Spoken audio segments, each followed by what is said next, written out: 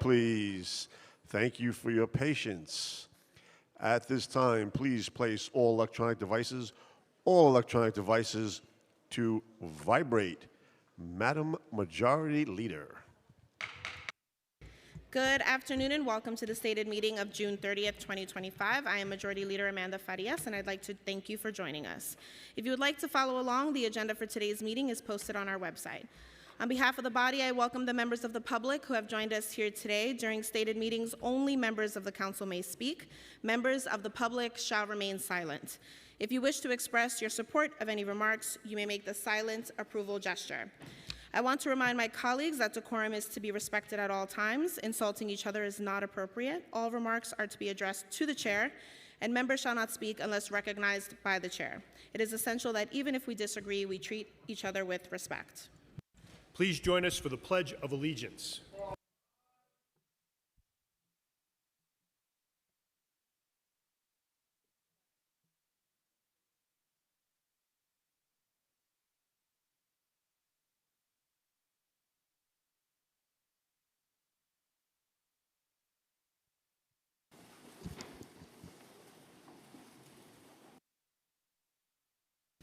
Roll call. Abreu. Present. Aviles. Presente. Ayala. Here. Banks. Here. Botcher. Present. Brannan. Here. Brewer. Here. Brooks Powers. Caban. Present. Carr. Here. De La Rosa. Here. Dinowitz. Here. Felder. Felice. Gennaro. Here. Gutierrez. Presente. Hanif. Here. Hanks. Present. Holden. Here. Hudson. Present. Joseph. Present. Krishnan. Here. Lee. Here. Lewis. Present. Marmorato. Present. Marte. Present. Mealy. 100% present.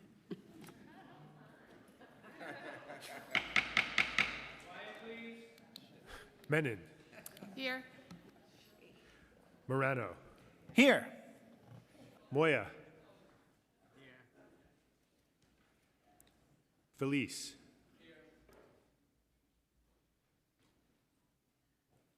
Councilmember Moya. Narcisse. Present. Nurse. Here. Osei. Present. Palladino. Present. Powers. Present. Wrestler. Here. Riley. Present. Rivera. Present. Salam. Salamanca. Present. Sanchez. Present. Shulman. Here. Stevens.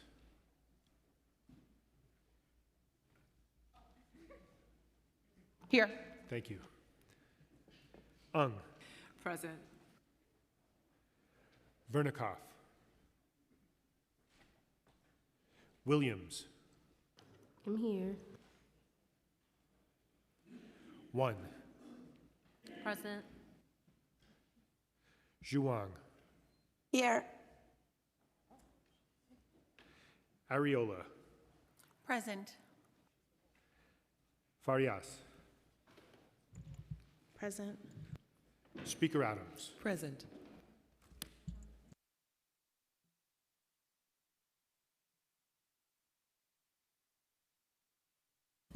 Councilmember Moya. Present.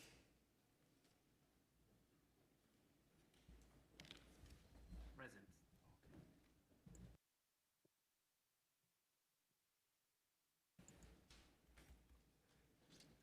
I'm sorry, Councilmember Moya? Present. Can you hear me? Yep. Thank you. Thank you.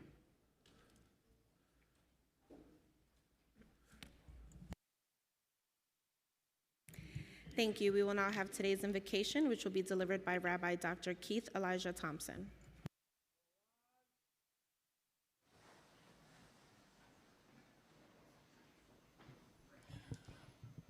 Before I pray, could I just give a word of salutation?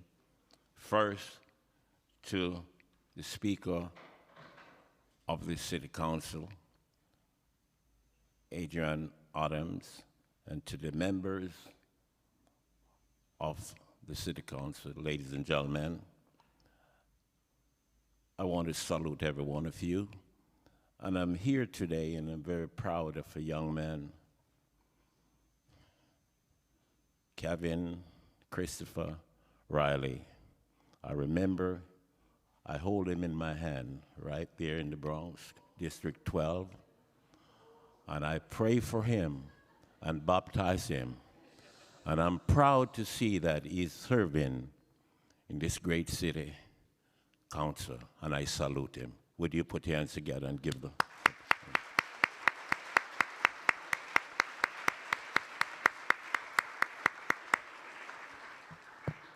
Thank you very much. Let us pray. Gracious and eternal God, I come to you this day, lifting up the members of our city council in prayer. I thank you for the many gifts and blessings you have bestowed on them. You have called each of them to a position of leadership, and we recognize the weight of that responsibility that they carried. I ask, dear God, that you will guide them with wisdom, knowledge, understanding. And Lord, this one, not everyone knows about it, and upstanding fullness. As they serve our city and its people, grant them discernment to make wise decisions that will uplift our neighborhood, protect and create opportunity for all. Let integrity be their foundation. Justice be their aim. And peace be their legacy. Bless their staff, their family, and loved one who support them in this work. Renew their energy when testing arise. Restore their hope when obstacle seems overwhelming. And above all, remind them that their service matters to you, Holy God, to the city and to the generation to come. We thank you, and I thank you for their service, and we pray for unity among them to fulfill their duty with skillfulness. I pray that the Lord God of heaven will bless you and keep you in your going out and coming in, and cause his face to shine upon you and grant you his abiding peace, that real shalom, in the name of the Almighty Sovereign God. Let everyone say amen. Thank you very much.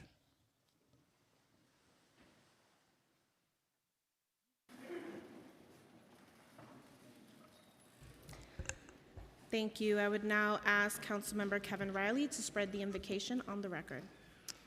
Thank you, Majority Leader. It is my honor to welcome Reverend Dr. Keith Elijah Thompson, who you all heard baptize me when I was a baby. I have the picture if anyone wants to see it. To the council chambers today. For over 40 years, Dr. Thompson, known as the man in the community, has been a pillar of faith and leadership in the Northeast Bronx, building institutions, uplifting families, guiding generations through ministry, education, and service. From the founding Bronx Miracle Gospel Tabernacle to launching programs that empower our youth and adults alike, his impact has been felt deeply across our district and beyond. Thank you, Majority Leader. I thank Reverend Dr. Thompson for being here today, and I make a motion for unanimous consent to spread the invocation in full upon the record. Thank you. Thank you. We will now ask Councilmember Lynn Schulman for the adoption of minutes. I make a motion that the minutes of the stated meeting of June 11th, 2025 be adopted as printed. Messages and papers from the mayor. Pre-considered M147, Community Development Program. Finance. M148, City Debt and Reserves. Received, ordered, printed, and filed. Communication from city, county, and borough offices. Pre-considered Ms 149 and 150, Budget Modifications. Finance. Petitions and communications. None. Land use call-ups. Ms 151 through 153. Thank you. I now ask that the clerk take a roll call vote on today's land use call-ups. Abreu. Aye. Aviles. Aye. Ayala. Aye. Banks. Aye. Botcher. Aye. Brannan. Aye. Brewer. Yes. Brooks Powers. Aye. Caban. Aye. Carr. Aye. Della Rosa. Aye. Dinowitz. Aye. Felder. Felice. Aye on all. Gennaro. Aye. Gutierrez. Aye on all except LU 297, which I abstained. Is that now? Could you repeat that, please? I'm sorry. Is it LU 297? No. All right. Just aye on all. I'm sorry. My mistake. Thank you. Hanif. Aye. Hanks. Aye. Holden. Aye. Hudson. Aye. Joseph. Aye. Krishnan. Aye. Lee. Aye. Lewis. Permission to vote on all land use call-ups and all items on the general orders calendar. Permission granted. I vote aye on all, and I'm disclosing on the record for the council proceedings that Metropolitan Transportation Authority is funded in the budget. We're adopting, and my brother is associated with this entity. Thank you. Marmorato. I vote aye. Marte. Aye. Mealy. Aye. Menon. Aye. Moreno. Aye. Moya. I vote aye. Narcisse. Aye. Nurse. Aye. Osei. Aye. Palladino. Aye. Powers. Aye. Wrestler. Aye. Riley. Aye. Rivera. Aye. Salam. I vote aye. Salamanca. I vote aye. Sanchez. Aye. Shulman. Aye. Stevens. Aye. Ung. Aye. Vernikoff. Williams. I vote aye. 1. Aye. Zhuang.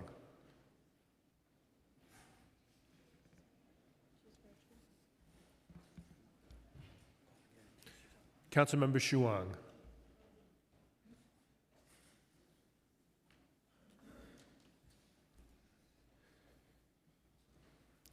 Ariola. I vote aye. Farias. I vote aye. Speaker Adams. Aye. Sorry, I'm back on. I had the interview. Aye. Thank you, Councilmember. Councilmember Zhuang, could you please repeat your vote? Aye. Thank you.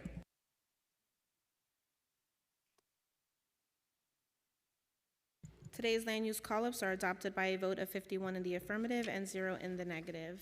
We will now have communication from Speaker Adrienne Adams. Thank you, Madam Majority Leader, and good afternoon, everyone.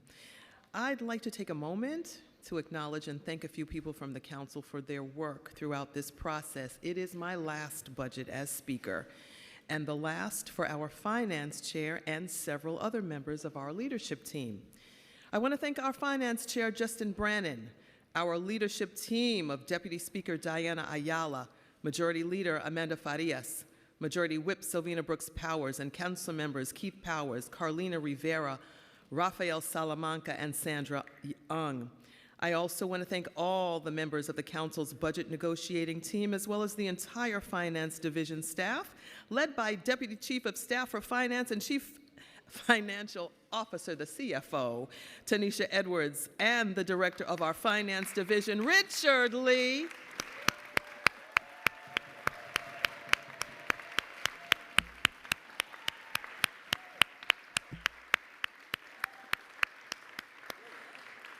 Last but certainly not least, I want to thank members of my senior staff, Jeremy John, Faiza Ali,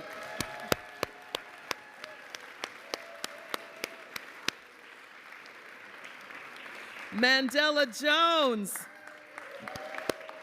Megan Lynch, Jay Coe, and Danielle Picaro. And every division and staff member of the City Council, including my Deputy Director of Scheduling and Advance, Patrick Lewis, and all Council member staff. The Council's work to deliver a budget that invests in New Yorkers and our communities is only possible because of your dedication and service as true public servants. I know it required long days and nights, and we really, really appreciate all of you so much. Thank you all. As a government, one of the most important responsibilities we have to the people we represent in every borough and community is to deliver a city budget that reflects their needs and priorities.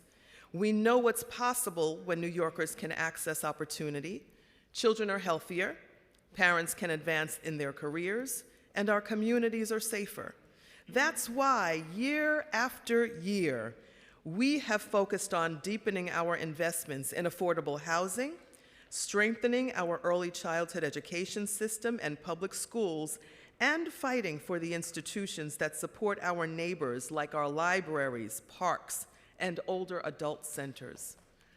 While too much of our collective efforts in past years have been spent on restoring budget cuts, our persistence and subsequent wins have led to progress in this year's budget.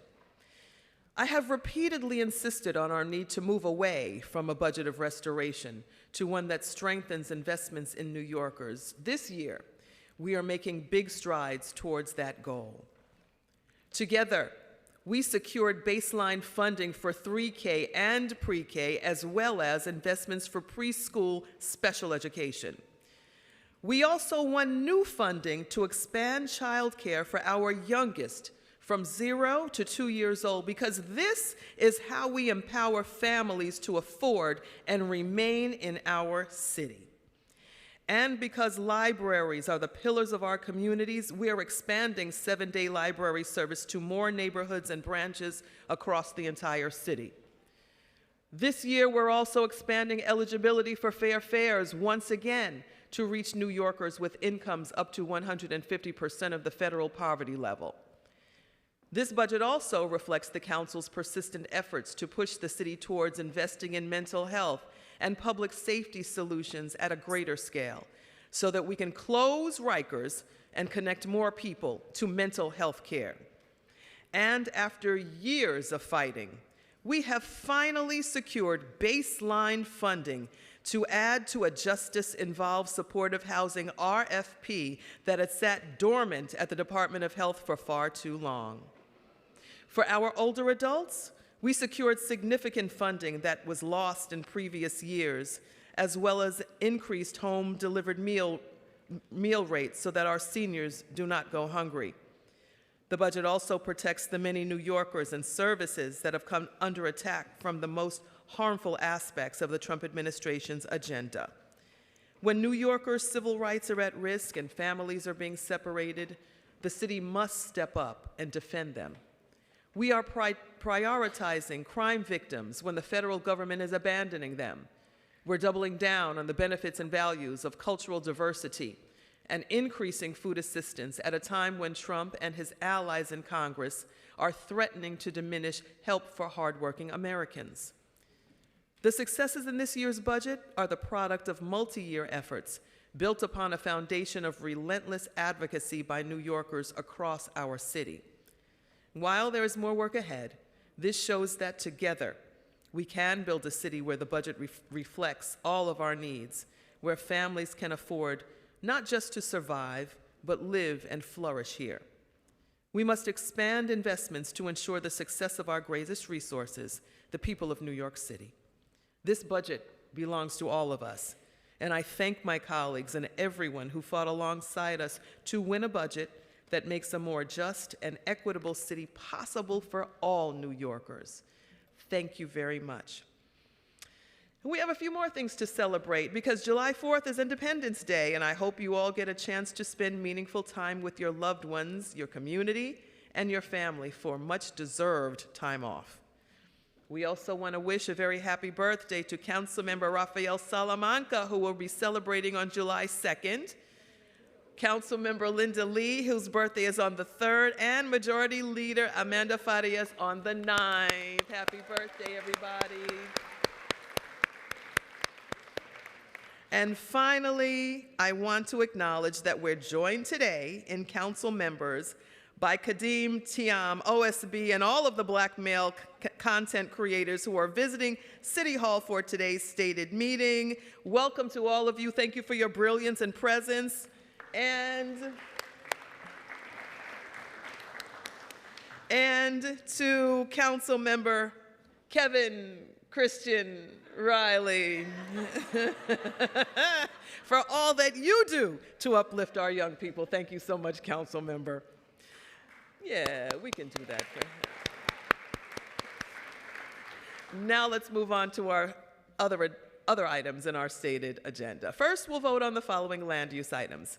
The Coney development, modifications to the city map that will enable a proposed entertainment complex in the Coney Island Amusement District to apply for a state gaming facility license. If awarded by the state, the proposed development would include a casino, hotel, convention center, retail spaces, a food hall, event, and rooftop space, as well as a 1,500 space parking lot in Councilmember Justin Brannon's district.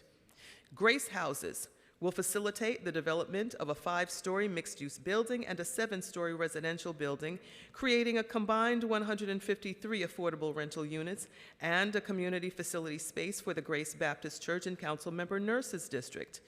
Hallett's Point SCA siting will facilitate the construction of a new approximately 547 to 754-seat K-8 school in Councilmember Caban's district. We'll also vote on the following finance items. A preconsidered resolution sponsored by Councilmember Justin Brannon would approve the expenditure of payments in lieu of taxes to fund the development of infrastructure over the Western Rail Yards in support of the development of housing. A preconsidered resolution sponsored by Councilmember Brannon would approve the new designation and changes in the designation of certain organizations to receive funding in the expense budget. A preconsidered resolution sponsored by Councilmember Brannon would establish a new 40-year Article 11 tax exemption for one lot in Councilmember Shawn Abreu's district. And a preconsidered resolution sponsored by Councilmember Brannon would establish a new 30-year extended partial Article 5 tax exemption for 2 lots in Councilmember Abreu's district. Next, we'll vote on the following resolutions. Resolution 817, sponsored by Councilmember Tiffany Caban, would call upon the New York State Legislature to provide the necessary funds to ensure hospital and healthcare provider services for gender-affirming care remain accessible for all people in New York City. We thank our staff member, Christy Dwyer. Resolution 931, sponsored by Councilmember Sandy Nurse, would condemn the Trump administration for disappearing immigrants to prisons in other countries. Thank you to our staff members, Rebecca Baria and Nicole Kata. Today we'll also vote on the following legislation. Introduction 1296A, sponsored by Councilmember Carlina Rivera, would expand the allowable color of a sidewalk shed parapet panels to include approval or alternative artwork through the City Canvas program. This change would make city buildings eligible to utilize capital funding to participate in the program. Thank you to our staff members, Austin Malone, Jose Conde, Andrew Bourne, and Dirk Spencer. Introduction 1281A, sponsored by Councilmember Eric Dinowitz, would postpone the natural gas alarm requirement of Local Law 157 of 2016 to no earlier than January 1st, 2027. Thank you to our staff members, Francis O'Rourke, Austin Malone, Jose Conde, Andrew Bourne, and Dirk Spencer. Introduction 99B, sponsored by Councilmember Natasha Williams, would require the Department of Transportation to establish overnight parking areas in industrial business zones for commercial vehicles. The bill would also require DOT to conduct outreach to commercial entities in the area, as well as truck drivers operating in the city, to inform them of these new areas. Thank you to our staff members, Mark Chen and Samuel Breitbart. Introduction 3A, sponsored by Councilmember Shawn Abreu, would specify that the Department of Sanitation is the agency responsible for the removal of all derelict vehicles from the street. Under state law, a vehicle is derelict if it is abandoned, does not have license plates, and has a wholesale value of $1,250 or less. Thank you to our staff member, Morgan Barrett. Introduction 857B, sponsored by Councilmember Rafael Salamanca, would require the Department of Sanitation to, within 24 hours of receiving a report of an abandoned vehicle, determine whether the vehicle qualifies as a derelict vehicle under state law. If DSNY cannot ascertain the vehicle identification number of any vehicle it determines to be derelict, it would be required to remove the vehicle from the street within 72 hours of it being reported as abandoned. Thank you to our staff members, Mark Chen, Elliot Heisler, and Morgan Barrett. Introduction 643A, sponsored by Councilmember Kevin Riley, would require that information be posted on the Park Department's website on how to access the Department of Education's indoor basketball courts when the weather does not allow for the use of outdoor basketball courts. The bill would also require DPR and DOE to conduct a study on how to improve overall access to indoor basketball courts. Introduction 566B, sponsored by Councilmember Gail Brewer, would require the DOE, in consultation with the Parks Department, to create an annual report on how to expand public access to school playgrounds. The plan would need to prioritize playgrounds that are located in environmental justice areas and include, for the upcoming year, a list of at least 15 school playgrounds that could be open to the public on weekends and after school hours. Thank you to our staff members, Chris Satori and Patrick Mulvihill. Introduction 205A, sponsored by Councilmember Shahana Hanif, would require the Department of Consumer and Worker Protection to conduct outreach about common fraudulent schemes committed by providers of immigration legal services and how to avoid them. The bill would also require DCWP to report annually on its outreach and education efforts, as well as complaints and inspections related to providers of immigration assistance services. Thank you to our staff members, Rachel Cordero, Natalie Meltzer, and Sarah Swain. Introduction 980A, sponsored by Councilmember Julie Won, would increase civil penalties for immigration assistance service providers that do not comply with applicable regulations. The bill would also clarify that immigration assistance service providers who advertise services must post or include with the ad a legally required notice of the services they are not authorized to provide. Thank you to our staff members, Natalie Kata, Rebecca Barilla, Margaret Lyford, Robert Calandra, and Rachel Cordero. Introduction 47B, sponsored by Councilmember Shekhar Krishnan, would remove all misdemeanor criminal penalties for general vendors and mobile food vendors. Vendors who operate without a license could be subject to a violation and a fine or a civil penalty. Vendors who violate any other street vending laws would be subject to a civil penalty. And Introduction 30B, sponsored by Councilmember Oswald Felice, would establish safety requirements for powered bicycles when used by contracted delivery workers, including meeting local standards for the sale of such devices, which includes certification by an accredited testing laboratory. Responsibility for compliance with these provisions would fall on the delivery service. Thank you to our staff members Rachel Cordero, Natalie Meltzer, and Sarah Swain. Thank you very much for your attention. Now I turn it back over to our Majority Leader. Thank you, Speaker Adams. We will now move into discussion of general orders, and I'd like to first recognize Majority Whip Brooks Powers, followed by Council Members One and then Riley. Thank you. From the moment the fiscal year 26 preliminary budget was released, we knew this would be another challenging year. With rising costs, ongoing fiscal pressure, and deep uncertainty around federal support. But being fiscally responsible doesn't mean walking away from New Yorkers. It means protecting the essential services they depend on. This year's budget delivers meaningful progress for working families across New York City. I'm especially proud we secured $25 million to expand the Fair Fares program, raising eligibility to 150% of the federal poverty level, a critical step that will make public transit more affordable and accessible for thousands of struggling New Yorkers. As a mother, I know firsthand how vital affordable childcare is to families. That's why I'm proud this budget includes $25 million to expand full-day, full-year early childhood education and extended day programs, investments that working parents desperately need. We also secured $1 billion in housing capital to build and preserve affordable homes with expanded pathways to homeownership and preservation programs that are especially important in Southeast Queens. And we've invested $2 billion in infrastructure, including long overdue upgrades to sewers, stormwater systems, and public spaces. In my district, I'm proud this budget includes $300,000 to move forward the Far Rockaway Trauma Center, a life-saving facility our community has long fought for. I thank all of my colleagues and the administration for their support in this endeavor. And I'm encouraged by the inclusion of a new initiative to combat gender-based violence, a meaningful investment in safety, dignity, and justice for survivors across our city. While this budget reflects progress, we know the work must continue, including urgent repairs to critical infrastructure, such as our roads, health facilities, and firehouses. Finally, I'm disclosing, do you want me to disclose now? Finally, I'm disclosing on the record of the council proceedings that the Queens Alumni Chapter of Delta Sigma Theta Sorority Incorporated is funded in the budget we are adopting, and I am associated with that organization. And that the YMCA is funded in the budget we are adopting, and my family and I are associated with that entity. And the New York City Department of Education, Edge School of the Arts, and Community Youth Care Services Incorporated are funded in the budget we are adopting, and my child is associated with those entities. Thank you. Thank you so much, Majority Whip. Just want to give a flag for members that you can refrain from naming your disclosures until you vote, just so you can save yourself some time. I'll now recognize Councilmember Kevin Riley, followed by Brewer, then Felice. My apologies. Councilmember One first, and then Councilmember Riley. Sorry about that. Thank you, Majority Leader. Today we're voting on my bill, Intro 980A, which increases existing penalties to deter bad actors from misleading immigrants who are seeking a pathway to citizenship in the United States. These violations include notarios who are unauthorized to practice law or who threaten to report their customers to Immigration Customs Enforcement.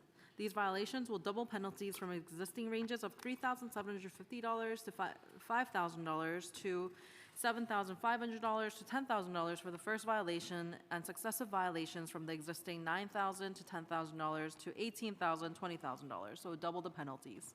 I propose this law in direct response to several constituents who visited my office, as they were victims of predatory immigration service providers who were scammed out of thousands of dollars.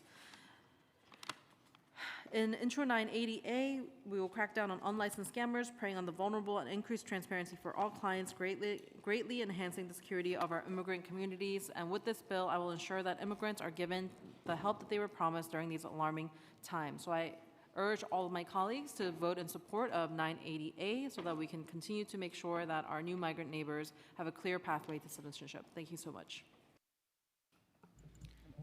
Recognizing Councilmember Riley, followed by Brewer, then Feliz. Thank you, Majority Leader. The Indoor Hoops Act was inspired directly by the voices of our youth and community basketball leagues, who told me loud and clear that when the weather is bad, they're forced to sit the game out, with nowhere safe to play or stay engaged. In neighborhoods like mine in the Bronx and across our city, basketball is more than just a game. It's mentorship, it's safety, it's structure, and too many communities have faced real barriers to indoor recreational access. This bill requires NYC Parks to make information about indoor courts public and accessible. It also directs a study on how to improve access, from simplifying the permit process to expanding public school usage when schools are closed, partnering with the DOE. I want to thank my colleagues who co-sponsored this legislation. With your support, we are listening to our communities and responding with action. I ask my colleagues to vote for the Indoor Hoops Act for the future of our young people. It's vital that no matter the weather, no matter the neighborhood, this council in our city is committed to opening doors, creating safe spaces, and investing in their growth. Thank you, Majority Leader. Recognizing Councilmember Brewer, followed by Feliz, then Abreu. Thank you very much. I'm speaking about 566B, which is a law that would mandate that there be more schoolyards open to the public. We all know that children need outdoor recreation. It's good for their mental, physical, and social well-being. In New York City, there are 945 school buildings with an outdoor yard. 288 of them, or about 30%, are open to the public outside of school hours, and that would include Trust for the Public Land and those that are jointly operated by DOE and parks, and they are packed with families all the time when they're open. My bill would grow that number by at least 15 schoolyards per year, prioritizing low-income communities with the least access to outdoor open space. This particular bill is supported by a lot of organizations, and they include the New York League of Conservation Voters, Randall's Island Park Alliance, Riverside Park Conservancy, Open Plans, Trust for Public Land, Wellness in the Schools, New York City H2O, RPA, Transportation Alternatives, the New York Restoration Project, New Yorkers for Parks, Local Nature Hub, the IBO, and thanks Beta NYC for the map, and I hope we will pass. There are 25 co-sponsors of this law. Thank you very much. Recognizing Councilmember Feliz, followed by Abreu, then Krishnan. Thank you, Majority Leader. Today, I'm proud and honored to have legislation before us, the first in the country, which will require that delivery companies provide safe e-bikes to their workers so that we can finally resolve the fire safety crisis posed by defective e-bikes. The threats posed by unsafe e-bikes continue to grow. This year, we've already had 116 fires through the end of June. This is actually the most amount of fires that we've ever had due to e-bikes. The threats related to e-bikes, defective e-bikes, continue to grow and have shown time and time again that this is an issue that will not resolve itself on its own. Last week, for example, in the Bronx, we had another 5-alarm fire in the Bronx that injured 15 people, including a firefighter, a threat that continues to grow. Since day one, as we all know, we've given this issue unequivocal attention. We've passed legislation, and we have made some progress. Compared to last year and the year before, we've seen less deaths, less injuries. Less deaths, less injuries, but the amount of fires is still high, much higher than any other year, which shows that the problem has not been fully resolved. We're in a fire safety crisis, and we need to make sure that delivery workers who work hard have access to safe equipment so that while supporting our city and their families, they're not going to have to put their lives at risk. These fires are dangerous, they're destructive, they escalate fast, and they're difficult to extinguish, and we've had too many of these fires. This is a crisis that can and must be concluded, and everyone must help resolve the crisis, including and especially the delivery companies who have their biggest market right here in the city of New York. By requiring that the safe e-bikes be provided by the companies, we're going to make sure that only the safe e-bikes be used. Workers will no longer have to risk their lives while working hard to support our city and to make a living. So I just want to thank everyone who helped make this possible, including and especially Speaker Adams and your entire team. Thank you so much. We've had 116 fires this year already, the most ever, and we're going to continue to give this issue attention until we get that number to 0. Thank you so much. Vote yes, everybody. Recognizing Councilmember Abreu, followed by Krishnan, then Salamanca. Thank you, Madam Majority Leader. I'm proud to vote in support of the fiscal year 2026 budget.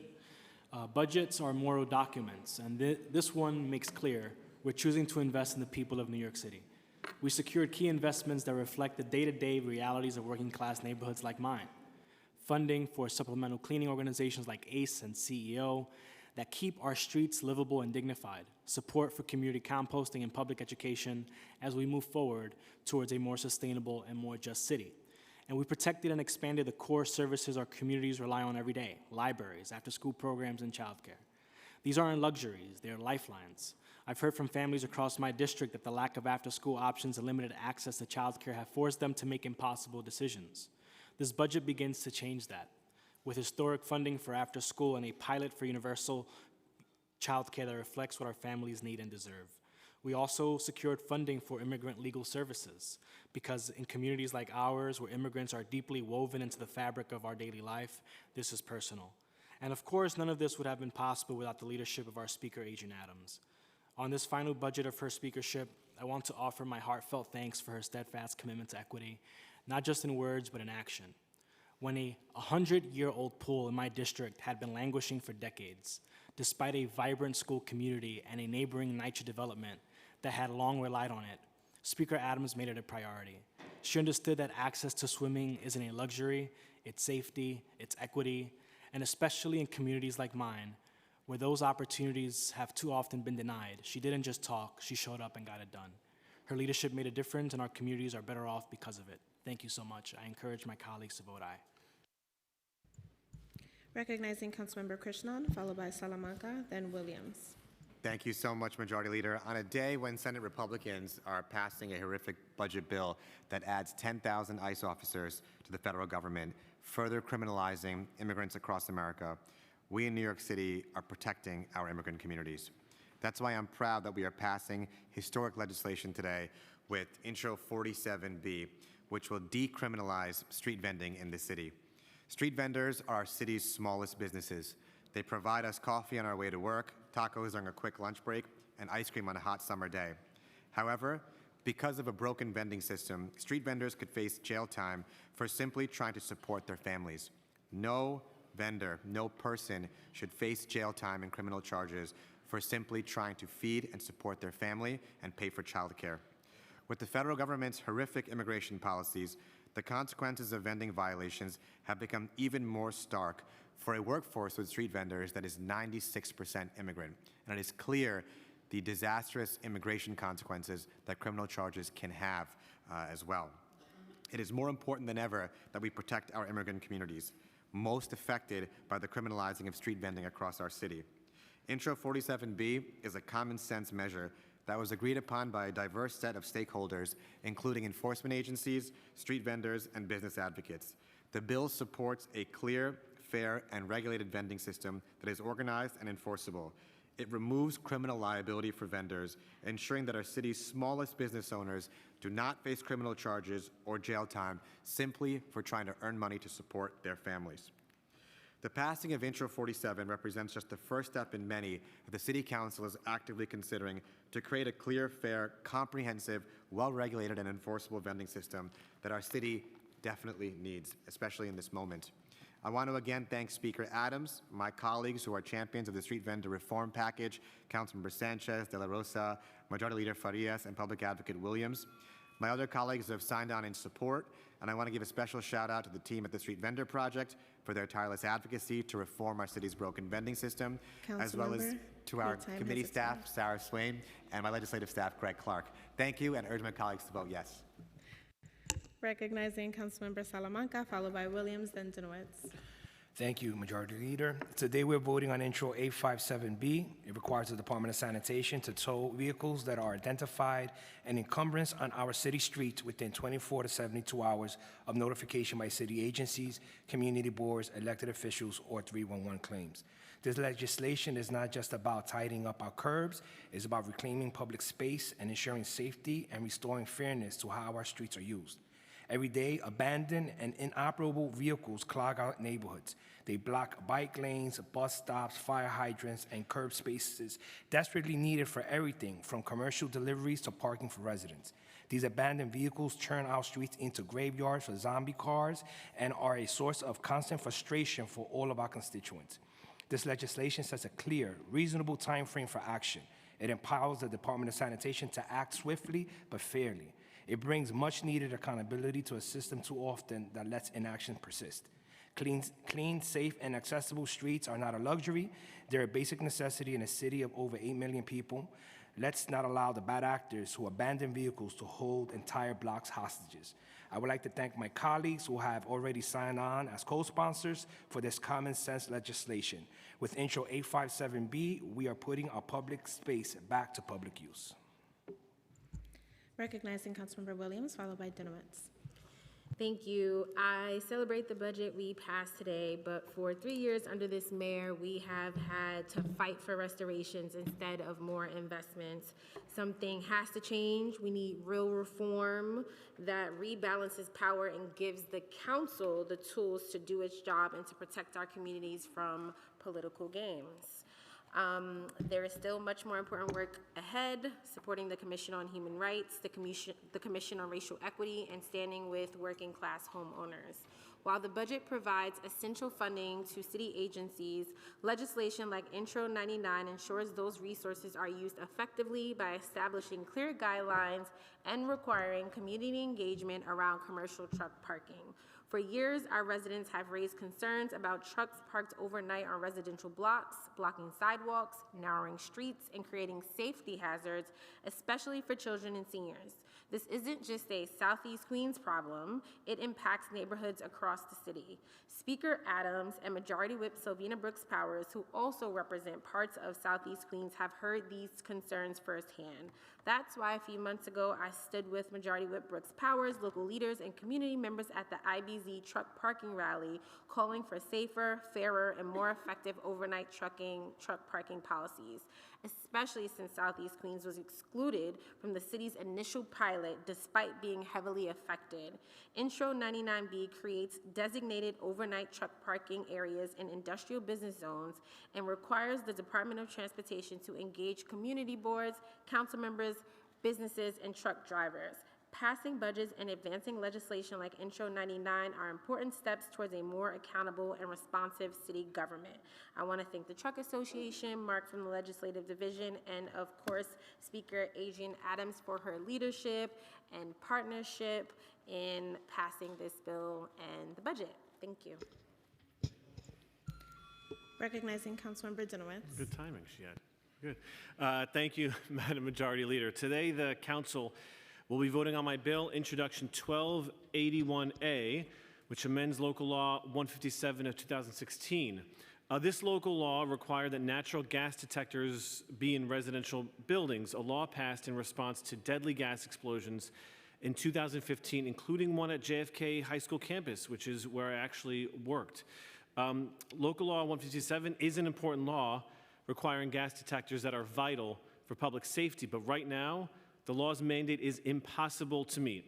The reality is that devices required by the bill are not available, even for New Yorkers who ordered these devices months ago. Faulty devices, coupled with supply chain issues, has ensured that most cannot meet the standards set by Local Law 157. This includes those who managed to order the device while it was available but have had their orders delayed. New Yorkers will be unfairly fined for something that is out of their control. Introduction 1281 would postpone the natural gas alarm requirement and would instead provide that natural gas alarms be required no earlier than January 1st, 2027. DOB would also be required to submit to the mayor and the council by July 1st, 2026, a determination on if the department has been able to identify 4 distinct manufacturers of battery-powered natural gas alarms. If such a determination finds an insufficient number of alarms, DOB could extend the compliance date to January 1st, 2029. As it has now been almost 2 months since the compliance deadline, it is urgent that we pass the bill today so New Yorkers will not be punished for failing to meet impossible requirements. This law ensures we uphold critical safety standards without unfairly burdening New Yorkers. I want to thank Speaker Adams, Chair Sanchez, and my staff, including Adam Staropoli, and Council Members Bottcher and Holden for their partnership on this, and I urge all of my colleagues to sign on and vote yes. Thank you. Seeing no one else signed up to speak. Okay. Report of special committees. None. Reports of standing committees. Report of the Committee on Consumer and Worker Protection, Intro 30B, Safe Delivery Devices. Amended and coupled on general orders. Intro 47B, General and Food Vendors. Amended and coupled on general orders. Intro 205A, Immigration Services. Amended and coupled on general orders. Report of the Committee on Finance, Preconsidered Reso 959, Organization Funding. Coupled on general orders. Intro 960, Reso 960, Western Rail Yards. Coupled on general orders. Preconsidered Resos 961 and 962, Base Proportion and Base Percentage. Coupled on general orders. Preconsidered M149 and Preconsidered Reso 971 and Preconsidered M150 and Preconsidered Reso 972, Budget Modifications. Coupled on general orders. M128 and Preconsidered Resos 973 and 974, Expense Revenue Contract Budget Fiscal Year 2026. Coupled on general orders. M129 and Preconsidered Resos 975 and 976, Executive Capital Budget Fiscal Year 2026. Coupled on general orders. M147 and Preconsidered Reso 977, Community Development Program. Coupled on general orders. M154 and Preconsidered Reso 978, Tax Fixing Resolution. Coupled on general orders. Preconsidered LU 318 and Reso 979 and Preconsidered LU 319 and Reso 980, Tax Exemptions. Coupled on general orders. M91 through M133, various budget documents. Coupled to be filed. Report of the Committee on Housing and Buildings, intros 1281A and 1296A, Building Code and Construction Sites. Amended and coupled on general orders. Report of the Committee on Immigration, intro 980A, Immigration Assistance Services. Amended and coupled on general orders. Report of the Committee on Land Use, LUs 294 to 296, 145 for Harlem. Approved with modifications and referred to the City Planning Commission pursuant to Section 197 of the New York City Charter. LU 297 and Reso 981, the Coney Development. Coupled on general orders. LUs 298 to 316, various applications. Approved with modifications and referred to the City Planning Commission pursuant to Section 197 of the New York City Charter. LU 320 and Reso 982, School Facility. Coupled on general orders. Report of the Committee on Parks and Recreation, intros 566B and 643A, Playgrounds and Basketball Courts. Amended and coupled on general orders. Report of the Committee on Sanitation and Solid Waste Management, intro 3A, Derelict Vehicles. Amended and coupled on general orders. Report of the Committee on Transportation and Infrastructure, intros 99B and 857B, Truck Parking and Abandoned Vehicles. Amended and coupled on general orders. On the general orders calendar, LU 287 and Reso 983 and LU 288 and Reso 984, Grace Houses. Coupled on general orders. Resolution appointing various persons, Commissioner of Deeds. Coupled on general orders, I now ask that the clerk take a roll call vote on all of the items coupled on today's general orders calendar. Brooks Powers. I vote aye. Thank you. Abreu. Aye. Aviles. Aye. Ayala. I am disclosing on the record of the council proceedings that one, AHRC is funded in the budget that we are adopting, and my partner is associated with that organization. And that two, health and hospitals in the New York City Parks Department of Parks and Recreation are funded in the budget that we're adopting, and my sons are associated with these organizations. And I vote aye. Thank you. Banks. Aye. Botcher. Aye. Brannon. Permission to explain my vote? Permission granted. I just want to take a second to thank the Council Finance Division for all their hard work over the past 4 years. When you're fighting with the mayor, time flies. We appreciate all your hard work. I want to shout out our finance director, Richard Lee, our managing director, Jonathan Rosenberg,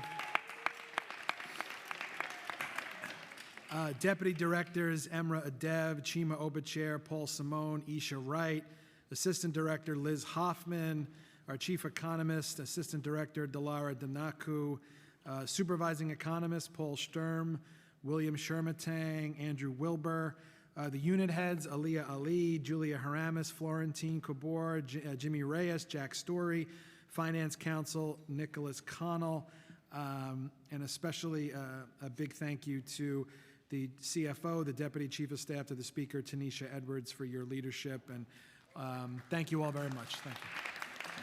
I vote aye. Thank you. For disclosures, Councilmember Aviles. Thank you, and actually, can I, permission to explain my vote? I was clearly in another place.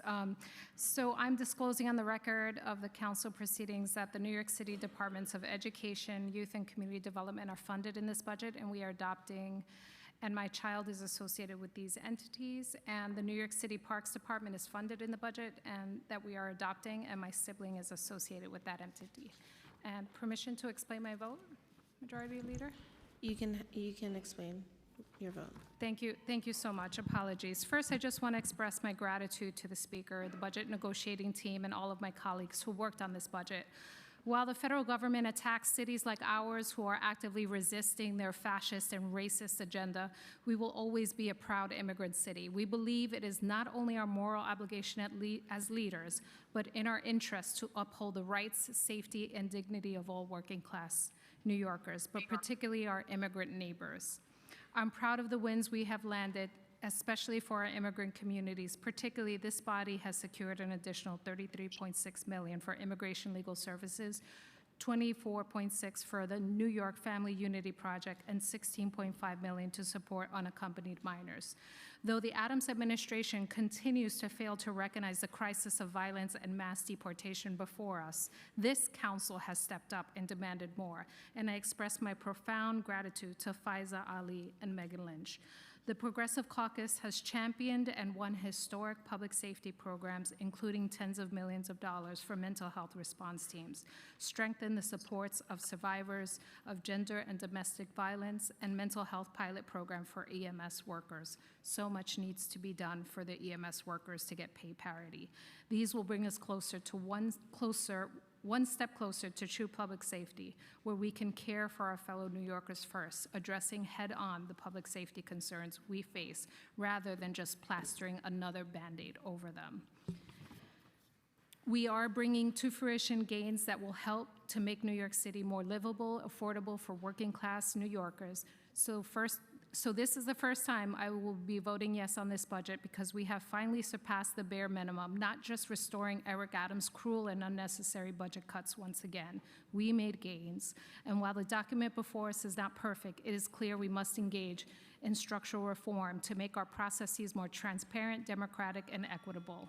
I vote aye on all except for LU 297 and accompanying Resolution 981, for which I vote no. Thank you.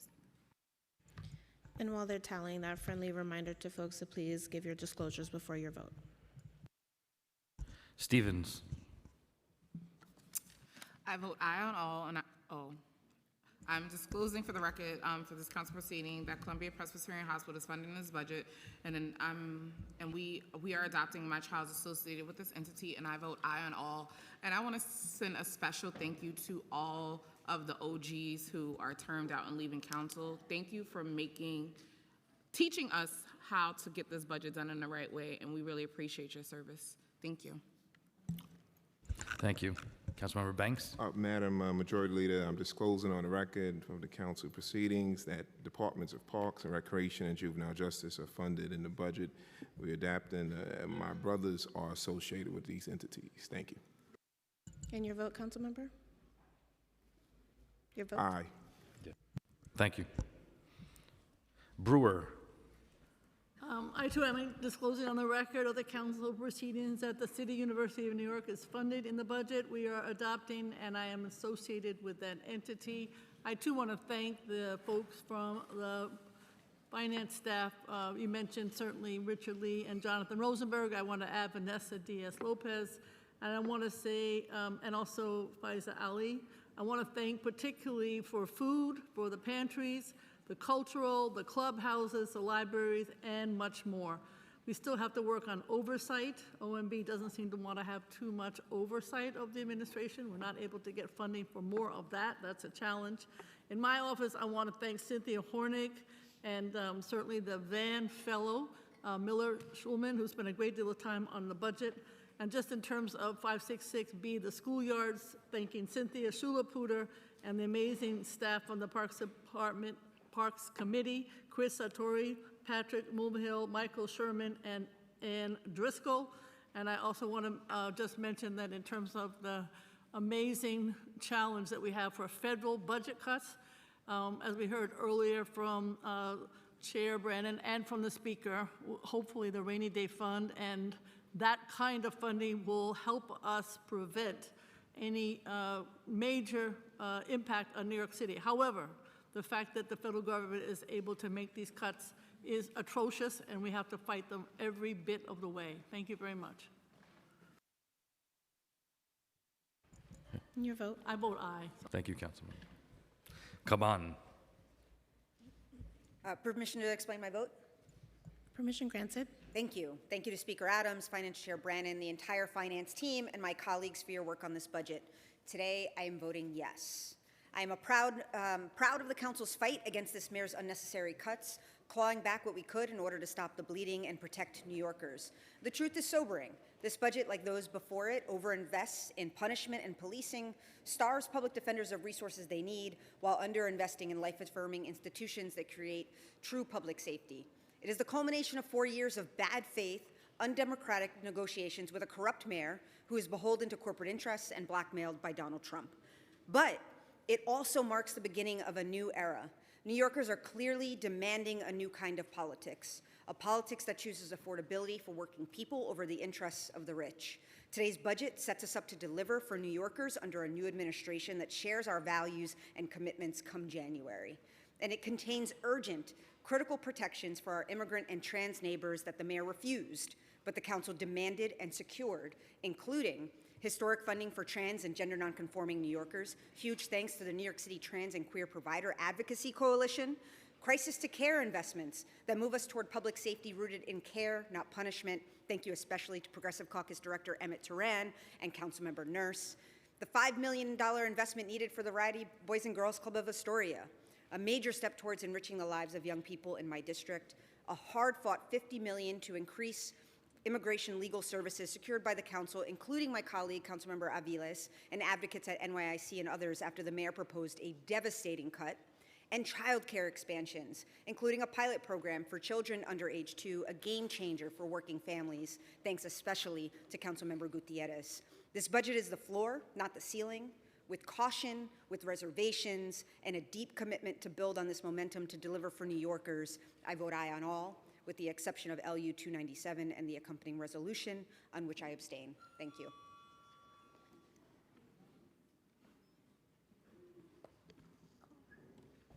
Thank you.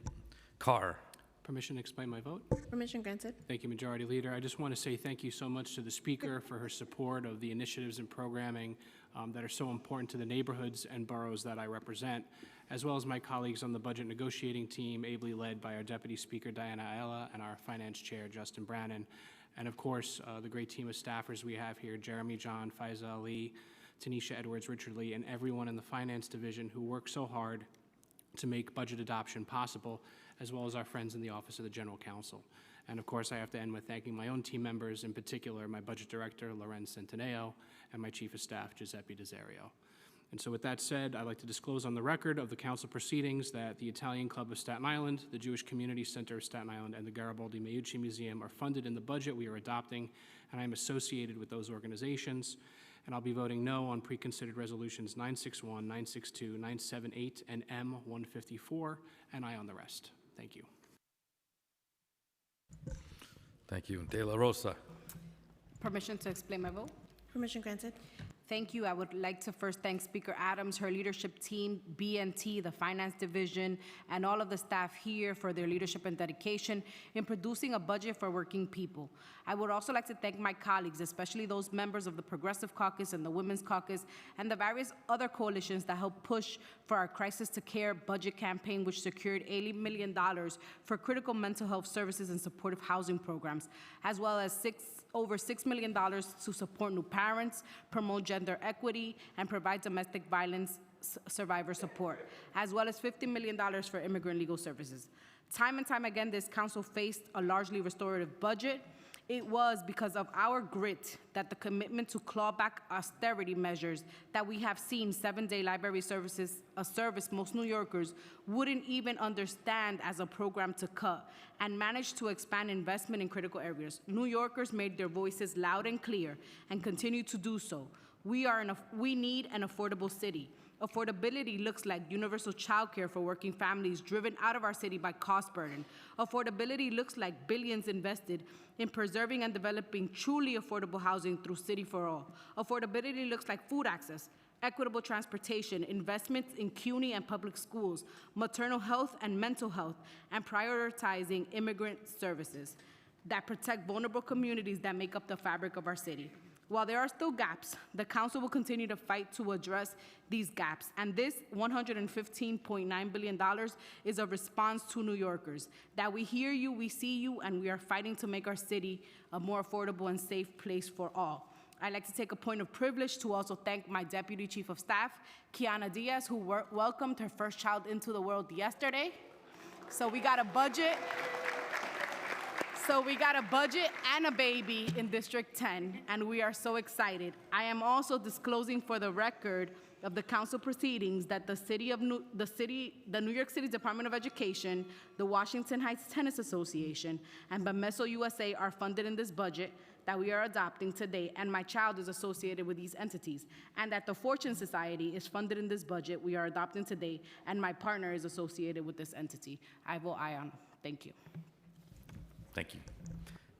Dinowitz. Oh, that's fantastic. I only got a budget, no baby.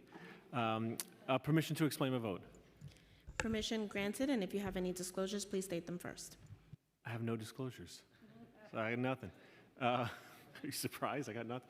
I want to take a moment to thank Speaker Adams and the whole team, Richard, Jeremy, Faiza, Florentine, for really, I think, fighting hard for, not just our values, but I think, a budget that makes sense.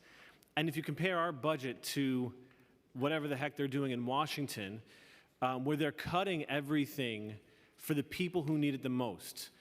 You don't cut your way to prosperity. You invest. You make investments to protect people, to keep them safe, and to improve our economy. And even the investments we're making in CUNY, every study shows CUNY's one of the best investments you can make. Between $3 and $4 back to taxpayers for every dollar invested. Between $7 and $12 back to the students for every dollar we as taxpayers invest in CUNY. And part of those savings comes from students graduating, earning more money, and not needing to be on public assistance programs like Medicaid and food assistance, the very programs our federal government is trying to cut.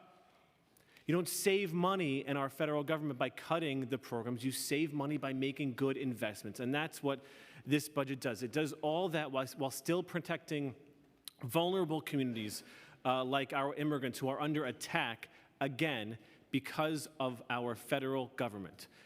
So despite how hard they try to make us less safe and make us poorer, we are making the right decision by investing in those who need the most help and by making smart fiscal decisions.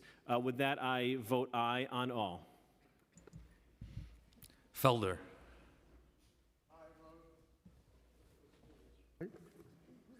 I vote no on 47B, Reso 961, 962, 978, M154. I wanted to disclose that I have an association with Touro College, and that's funded in this budget. In addition, my spouse is associated with BINA, stroke and brain injury, and a sibling is associated with Yelad V'Yalda that is funded in this budget, and I vote aye on all. Thank you. Feliz. I would like to disclose on the record that I currently serve as an adjunct professor in the CUNY system, specifically at Holt Hills Community College in the Bronx. And briefly, permission to explain my vote. Permission to explain my vote. Permission granted. I just want to congratulate everyone on a good budget. We fully funded everything we possibly could, including education, immigration, sanitation, including the new containerization rules. We fully funded our public safety systems, including our police department. So just want to congratulate everyone. I vote aye on all. Gennaro. Aye. Thank you. Gutierrez. Permission to explain my vote? Permission granted. Thank you. I am disclosing on the record of the council proceedings that the New York City Department of Social Services is funded in the budget we're adopting, and my spouse is associated with that entity. The New York City Department of Education is funded in the budget that we're adopting, and my child is associated with that entity, and that Mama Needs Medical Center is funded in the budget we're adopting, and my sibling is associated with that entity. Whew, okay. And before I forget, I vote aye on all items except for LU item 291 with accompanying Reso 981. Okay, thank you. For the last 4 years, the mayor has proposed cruel and cynical cuts to CUNY, to childcare, to parks, to mental health. Then after months of public pressure, he reverses course and throws himself a whole parade. But this council has remained steady and worked to restore funds so that we can keep the city running and services reliable. And this year is no different. Budget wins this year belong to this council, to the advocates, to the people who fought back. We baseline 3K, mental health programs, secured new funding for syringe services, legal aid, and support for survivors. We are investing in childcare for 2-year-olds, additional funds for legally mandated preschool special education, and we demanded immigration legal support. Programs that, if scaled, could really transform our city. A special thank you to Speaker Adams, who invested in the neighborhoods of Bushwick, Ridgewood, and Williamsburg by supporting funding for affordable housing for seniors, supporting repairs for affordable housing units, capital for our local schools, and for upgrades to our health facilities, as well as funding AI education directly to our communities. On behalf of District 34, thank you, gracias, for your vision, your quest for justice, and for your steadfast commitment to equity for our city. Next year, we'll fight for what this mayor won't: truly universal child care, affordable housing dollars this admin left on the table, and the legal tools to take on big real estate. This budget has some real victories, and I applaud Speaker Adams, Finance Chair Justin Brennan, my colleagues, the Progressive Caucus. Shout out to Chairs Nurse Hanif and De La Rosa and our Director Emmett. And a huge thank you to the whole finance team and the Speaker's leadership team that have been going to bat for our neighborhoods time and time again. We are ready to govern like the future depends on it, because it does. Thank you.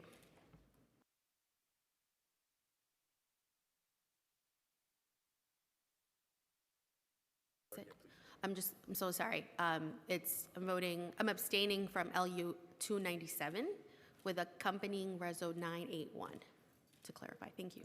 Thank you.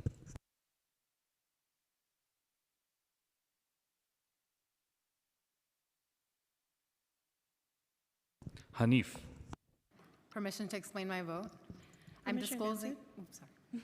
I'm disclosing on the record of the council proceedings that the United Way of New York City and Arab American Family Support Center are funded in the budget we are adopting, and my spouse is associated with those entities. This budget is a direct rejection of Mayor Adams' austerity agenda and a victory for working class New Yorkers. I'm proud of this council for standing united and fighting back. I am so proud of the Progressive Caucus. Big shout out to our Director Emmett and our leadership council members Nurse, Gutierrez, and of course De La Rosa. As co-chair of the Progressive Caucus, I'm thrilled that our Crisis to Care campaign secured over $32 million for public safety solutions rooted in care, including mental health, peer specialists, and Home Plus services for survivors of domestic violence. Families have made it clear universal child care is essential to keeping the city livable. The budget takes meaningful steps with the $10 million pilot for children under 2 and by continuing to fund Promise NYC for undocumented families. At a time when the Trump administration is ramping up attacks on immigrant and trans communities, this council responded with over $50 million for immigration legal services, $16 million for programs supporting trans New Yorkers, and increased funding for food access through the Community Food Connection program. With that said, it's not perfect. Housing preservation and development remains under-resourced. To address the affordable housing crisis, our parks deserve greater investment, and we must do more for students, workers, and renters. We also need long overdue reforms to this budget process. This mayor has made a habit of forcing the council to negotiate from a place of scarcity. That's not good governance, it's harm. Thanks to the leadership of our speaker and the budget negotiating team, We've made critical gains. I'm deeply grateful to the everyday New Yorkers whose advocacy helped deliver a better, more equitable budget for us all. And with new leadership ahead, I'm confident we are on our way to the safer, more just, more affordable city New Yorkers deserve. I vote aye on all with the exception of LU 297 and the accompanying Reso 981, for which I will vote no. Thank you. Hanks. Permission to explain my vote. Permission granted. Thank you, Madam Majority Leader. Firstly, I want to thank Speaker Adrian Adams, the finance staff, Chair Brannan, Richard Lee, Tanisha Edwards, Fazia Ali, Jeremy John. And finally, I want to give a special shout out to our delegation chair, Councilmember David Carr, for fighting for our small but mighty borough on the BNT. I vote aye on all with the exception of preconsidered M154 and preconsidered resolutions 961, 962, and 978. Thank you.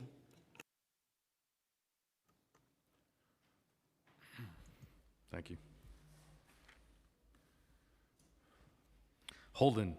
Aye on all except for Intro 47B, LU 297, and Res 981, and Resos 961, 962, 978, and M154, which I vote no.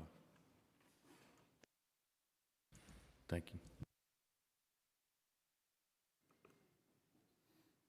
Councilmember, your disclosures. Can you state your disclosures, Councilmember Holden? My son works, is an adjunct lecturer at CUNY, and my other son works as HR for New York Presbyterian Hospital. Thank you. Disclosed on the record. Thank you.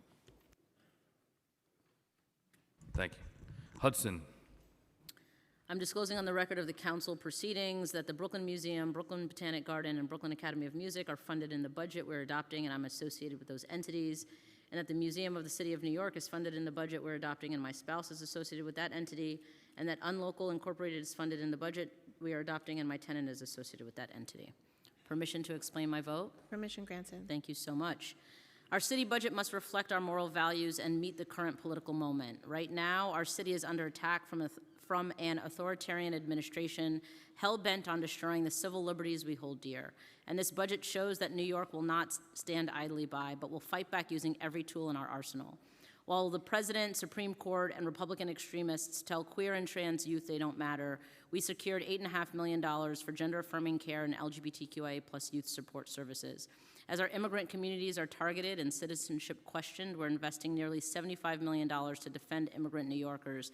And as the Trump administration slashes all sorts of public assistance, we're investing hundreds of millions to stabilize 3K and pre-K, pilot universal child care for kids age 2 and under, fund emergency food programs, and provide direct cash assistance to some of our most vulnerable New Yorkers.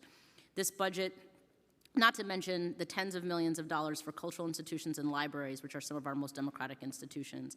This budget makes clear that New York City supports everyone. As chair of the Committee on Aging, I'm proud that we fought back against the mayor's proposed cuts and ensured our older adult centers can serve our city's nearly 1.5 million older adults. And in light of the attacks on Social Security and Medicaid, I was proud to see NYC Aging's budget nearly fully restored earlier this year. Congratulations to Chair Brannan on his last budget. This is also the final budget under Speaker Adrian Adams, whose tireless leadership is the reason this council restored tens of millions of dollars for our city's libraries and cultural institutions. She worked hard to stabilize our early childhood education system, and she secured billions of dollars for affordable housing to meet our city's housing crisis head on. And thank you to the indefatigable finance staff who worked tirelessly and answered calls and texts at all hours, and to the advocates who held our feet to the fire to ensure our city protects and supports our most marginalized communities. I look forward to continuing to work with my colleagues in this room and to those who will join us to secure an even stronger budget that makes New York City more affordable for everyone and funds the programs and services that advance the principles of equity and justice that guide this body. Thank you.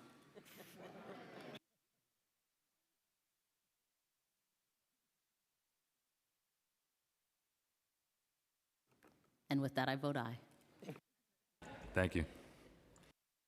Joseph. I'm disclosing on the record of the council proceeding that the New York City Public Schools and Brotherhood Sister Soul are funded in the budget we are adopting, and my child is associated with this entity. Permission to explain my vote? Permission granted. Thank you.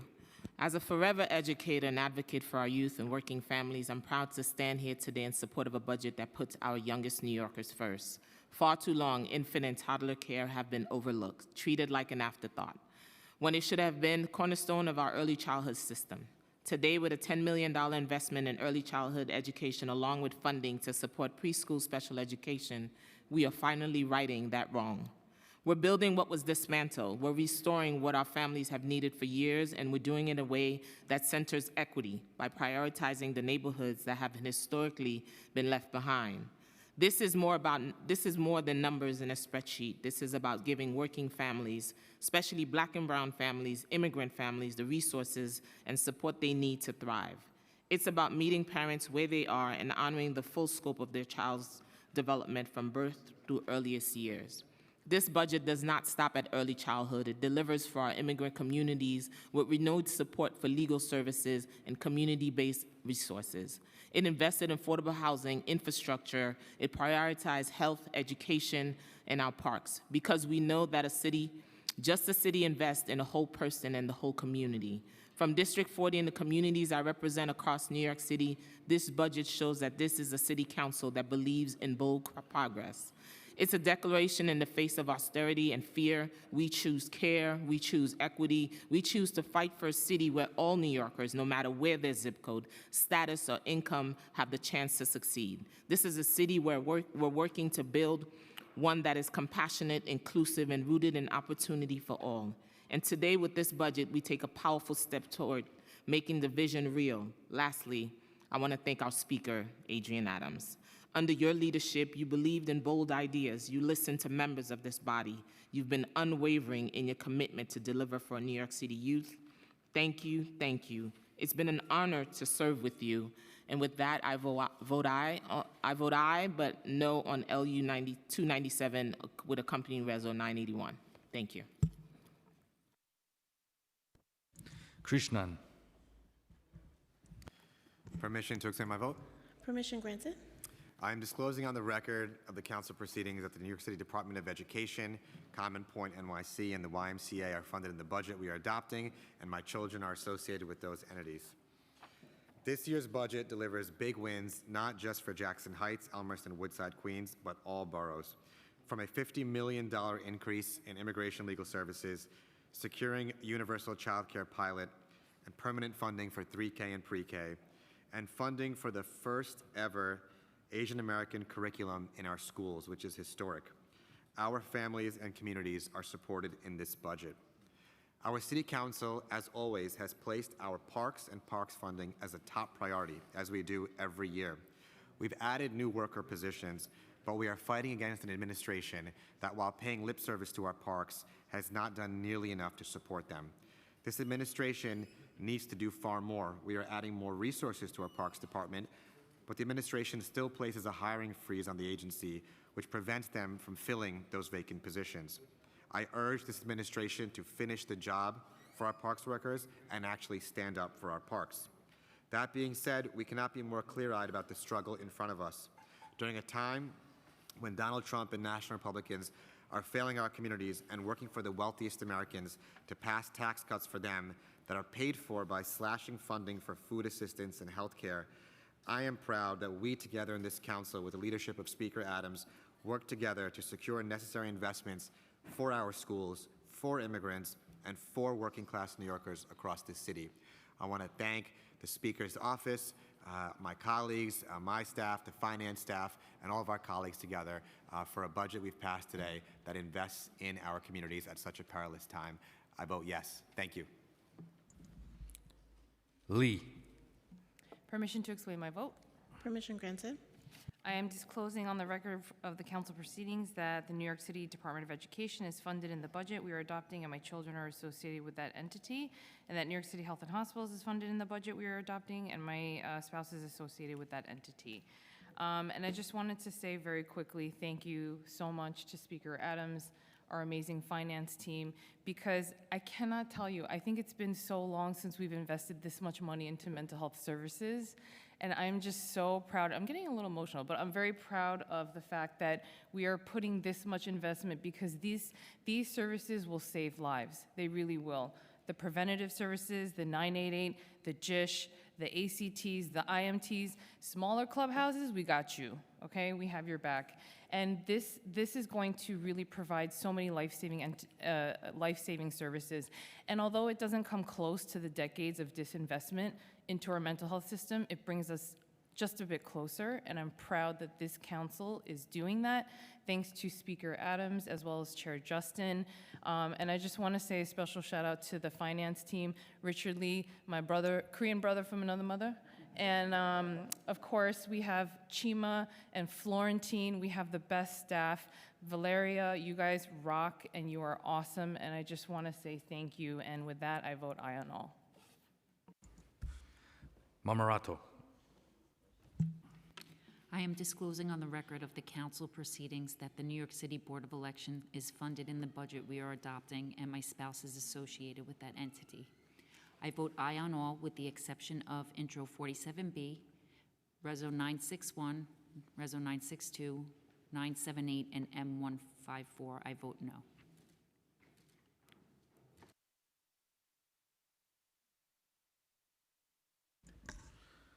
Marte.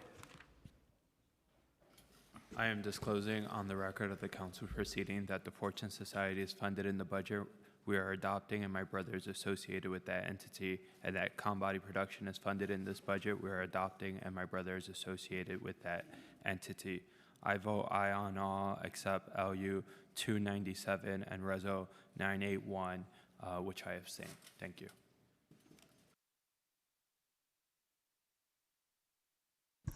Mealy.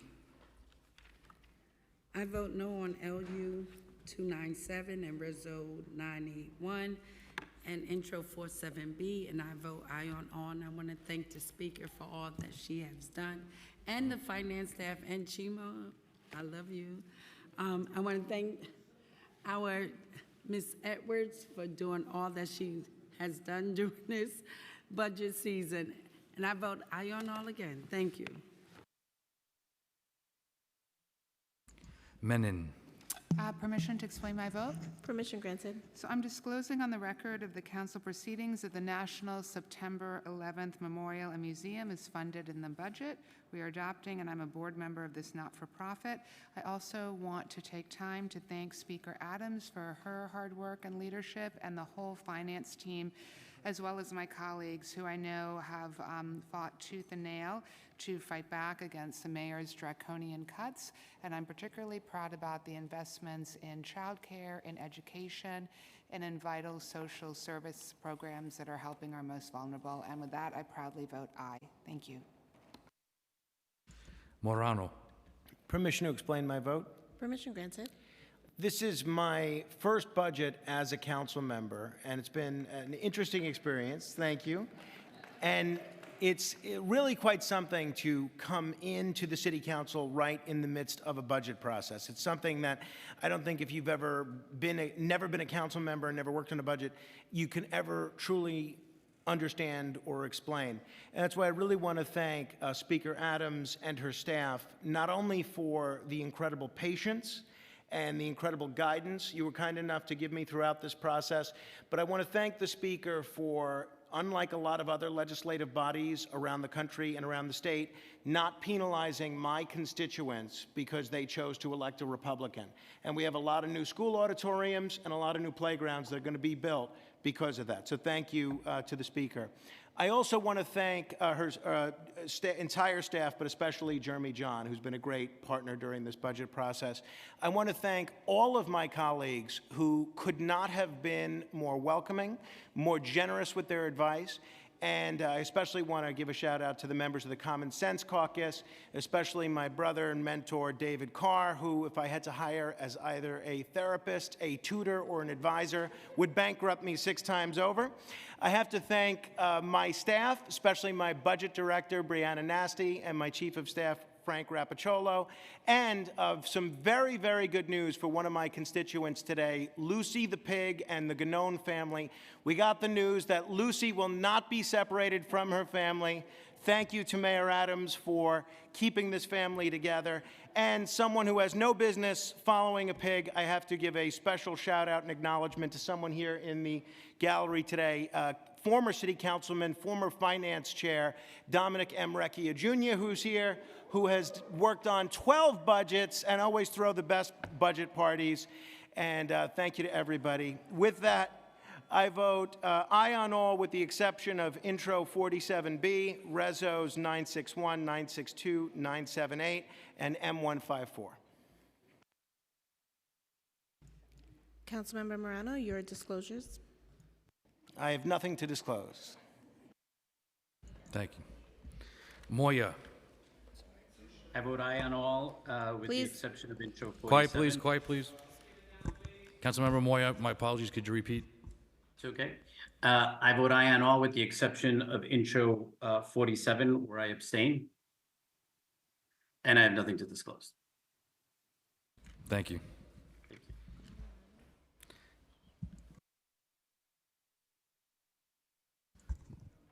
Morano.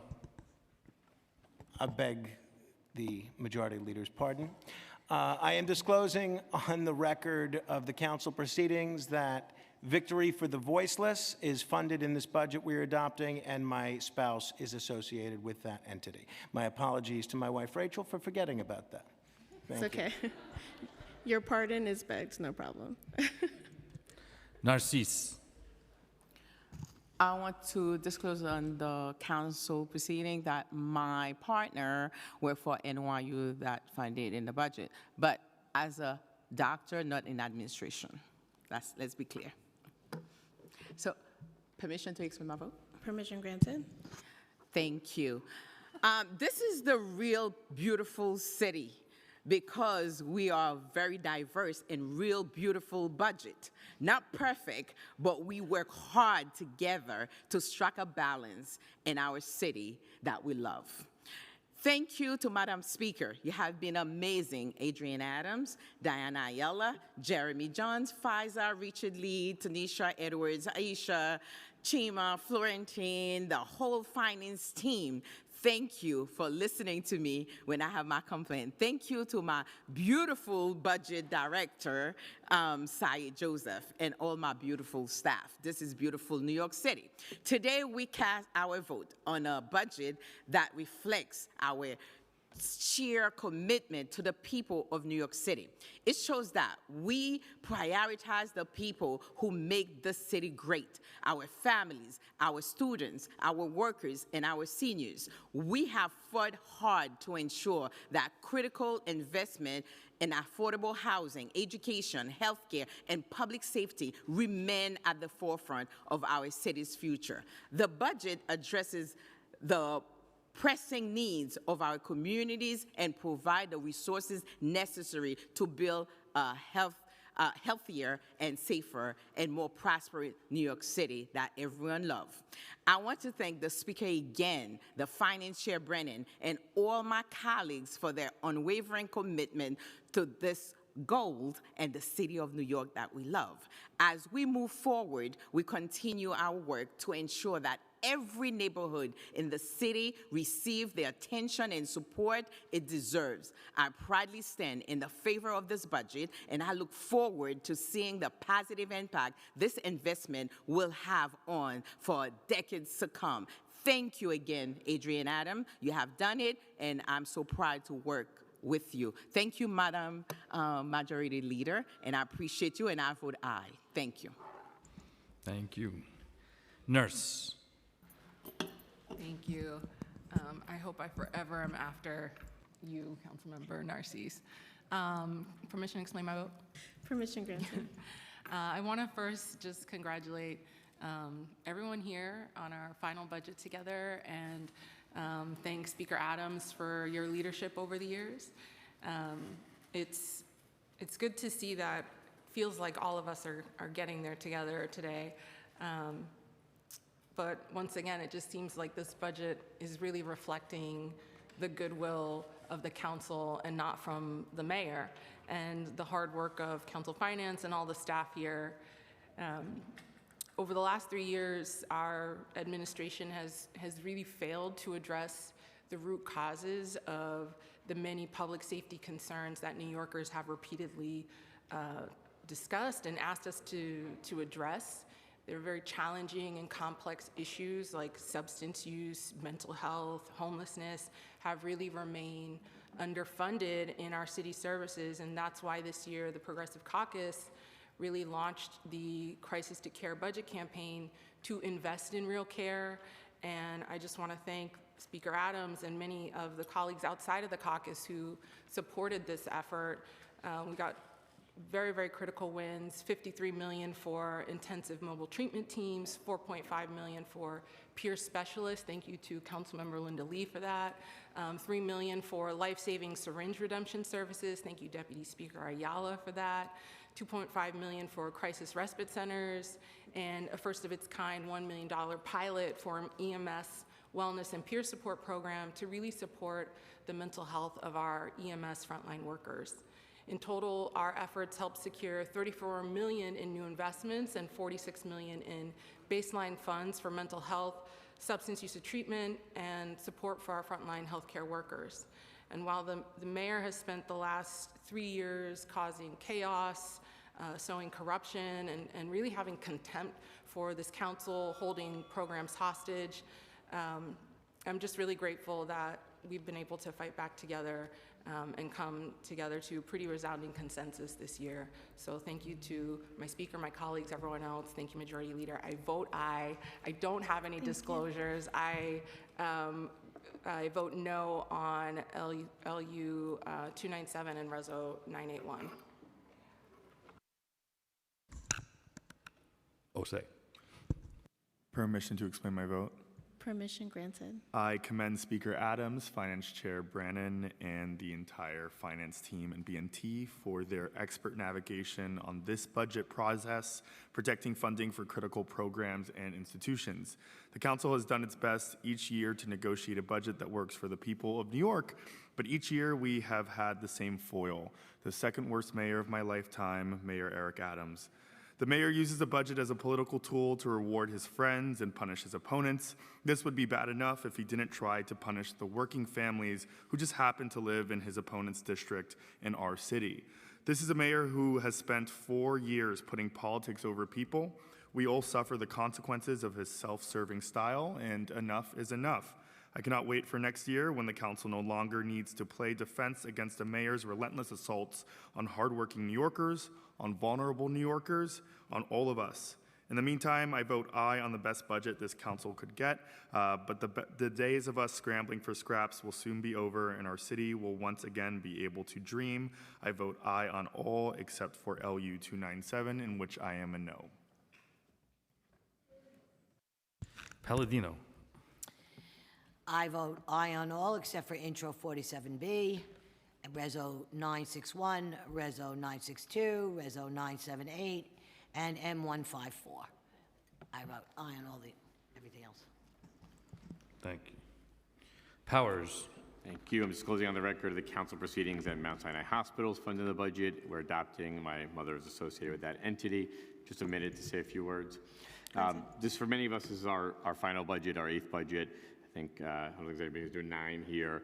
And I think this is one that we got right. So I want to congratulate the speaker and her whole team and her senior leadership for 4 years of sticking in the fight and making sure New Yorkers got budgets that actually reflected our values, not capitulating to another side of the administration that did not believe in libraries or cultural funding or 3K or many other programs, and delivering a budget this year that many of us have talked about, delivering early child care in a more expansive way, which I am certain will create a pathway to a much larger program here in the future. I also, our finance chair, Justin Brannan, named a whole lot of names that need to be congratulated here. He left off one, and that is our chair of the finance division, Justin Brannan. I think we should give him a big round of applause as well. If nothing else, because he had to sit through months of meetings over the last few years, but did it with such grace and did an amazing job of it. Thank you to our senior staff. Thank you to our fearless leaders here in the Finance Division. I proudly vote aye in a budget I think we can all be proud of. Thank you. Wrestler. I'm paying attention. No, sit next to nice people. I would like to disclose on the record of this council proceeding that the Mercantile Library Association of the City of New York, better known as the Center for Fiction, and the Brooklyn Heights Association are funded in this budget, and my mom serves on the board of both organizations, and they are great organizations. I would like to vote aye on all with the exception of LU 297, for which I abstain. This budget reflects some real wins for New Yorkers, and I want to thank Speaker Adams and our Finance Chair, Justin Brannan, for going to bat for our communities again and again and again. And I'd like to thank their wonderful team, our wonderful team, Jeremy, Faiza, Mandela, Richard, Tanisha, the whole Finance Division. You all do a phenomenal job. In an election year, Mayor Adams has agreed to restore many of his most egregious cuts to early childhood education, libraries, and more. And thanks to our council leadership, we pushed for investments that reflect the values of our city and our communities. We're standing up to the Trump administration by dramatically expanding immigrant legal services. We're tackling the affordability crisis by making record affordable housing investments stemming from City for All. I'd like to shout out our housing chair, Pirina Sanchez, and investing in working families by providing 60,000 additional child care vouchers for working families thanks to an increased investment in the state and city budget. And we're taking a bold step to invest in a future by piloting a new free childcare model for 0 to 2-year-olds. And I look forward to working with our next mayor, Zoran Mamdani, to expand this program in the very near future. As pending federal cuts loom, we know that they will be absolutely devastating for working people and vulnerable populations in our city. We're talking about 17 million Americans losing their health care, a $15 billion hole in the state budget as a result of the Republican reconciliation bill that's moving through the Senate now. I'm glad that this budget will force more transparency from City Hall and OMB on the impacts of federal funding cuts, and we need to continue to push for a real plan and adequate reserves to weather this pending storm. Ultimately, we can't pass a perfect budget with Eric Adams across the hall. We need a real partner at City Hall to achieve the truly affordable city that we deserve. More funding for parks, guaranteed 3K for all. But this council never stopped fighting for New Yorkers, and I'm grateful to be a part of this team. And I'd just like to thank my staff, especially Molly and Sophie, for doing a great job. Proud to vote aye, and a special thanks to our speaker. I think there could be no better reflection on her term as leader than what sounds to me like a unanimous budget for her final one. Thank you so much. Riley. I'm disclosing on the record of the council proceeding that the Metropolitan College of New York, the Bronx Public Administrator's Office, the New York City Department of Education, Girl Scouts of Greater New York, the YMCA, the New York City Administration for Children's Services, Mount Sinai, and Maximum Evolution are all being funded in the budget, and either myself, children, wife, sibling, and business associates are associated with those entities, and I vote aye on all. Rivera. Thank you. I'm disclosing, permission to explain my vote. Permission granted. Thank you so much. I'm disclosing on the record of the council proceedings that New York City Health and Hospitals is funded in the budget we are adopting, and my children are associated with that entity. I also just want to disclose that I cannot pass a budget and be as effective without my budget director and chief of staff, Katie Loeb. She's been with me since 2017, and she is smart, sincere, and a public servant that I love and respect very much. Thank you, Katie, and thank you to the finance team. It's been a wild ride. It's been the honor of a lifetime to serve in this body, to support the communities that raised me, to stand with my neighbors and colleagues in fighting for a New York where all families can build a good life for themselves. It's certainly been a challenging 8 years, troubling administrations, a global pandemic that I chaired hospitals and our census task force through, economic instability, all while leading a city that is never short on opinions, but always in agreement that we are the best city in the world and remain undefeated in how we celebrate that. I think you can see that pride in the budget that we're passing today. This budget puts working families first, addresses our city's most pressing challenges, And I want to thank Speaker Adams for always negotiating investments that are necessary, timely, and rooted in compassion. We secured critical investments in affordable housing, food access, immigration services, programming for our queer and trans community, and the arts and culture that define who we are as New Yorkers. I'm very proud as the chair of the Committee on Cultural Affairs and Libraries. These are places that open doors for every generation, just like they did for me growing up on the Lower East Side and now for my own children. And this budget also protects vital services for youth and seniors, strengthens public schools and parks, expands early childhood education and universal childcare for 0 to 2-year-olds at that, and really against the harmful cuts that threaten the well-being of our communities. I'm proud to vote yes on this budget, my 8th, Katie's 8th budget. Proud of everything we have accomplished together. I want to thank all of the staff, our exemplary speaker, and of course my colleagues. I think our work has been defined by our commitment to build a New York City that leaves no one behind. Thank you. Thank you. Salam. Permission to explain my vote. Permission granted. I'm disclosing on the record of the council proceedings that the YMCA is funded in the budget we are adopting, and that I and my immediate family are associated with that entity, and that Youth Represent is funded in the budget, and we are adopting, and my child is associated with that entity. I want to thank you so much, Madam Majority Leader, and I want to thank you so much, Madam Speaker Adrienne Adams, for your guidance and your leadership. This was my first time completing my first administration, and it's really, really been an honor to be here in the room with you. I want to thank you, Councilman Justin Brennan, Jeremy John, Faiza Ali, and everyone in the Finance Division for your attention in working so hard to deliver a robust budget that brings much-needed funding to our great city. New Yorkers are feeling the immense pressure of the rising cost of living in this city. At a time when so many are facing homelessness, struggling with affordability, and bracing for a potential federal budget cut out of DC, it is critical that we as a city step up and help ease that burden.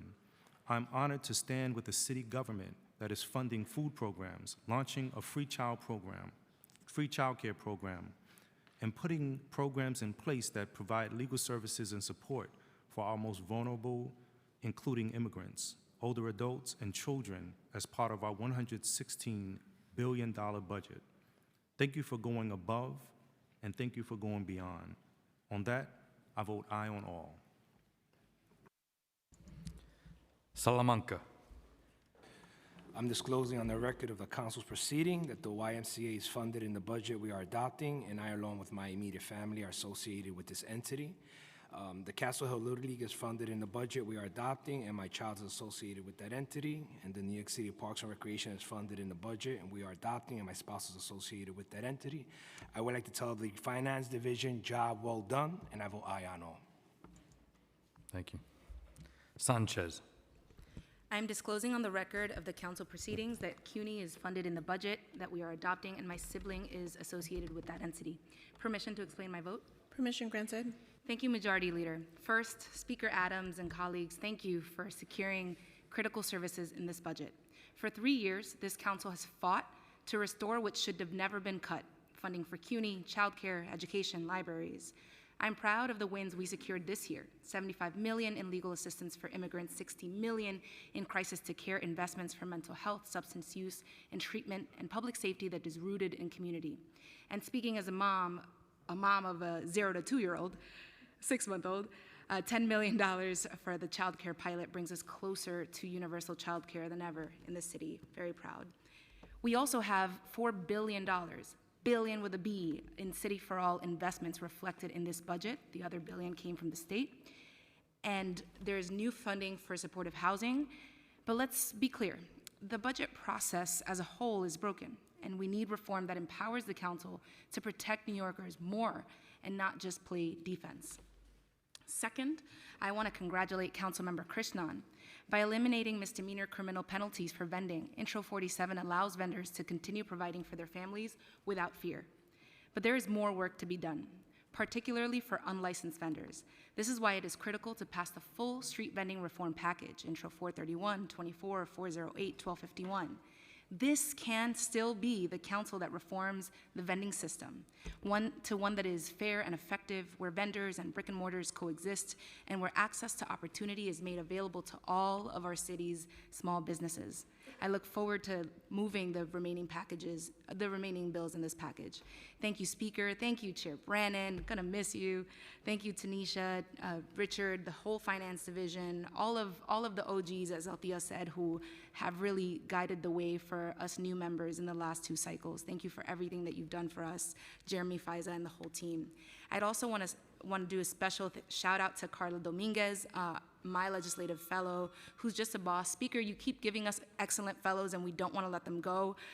Thank you, Carla. Thank you, Gerard, and to my whole team. With that, I vote aye on all, with the exception of Land Use 297 and its accompanying resolution, on which I vote no.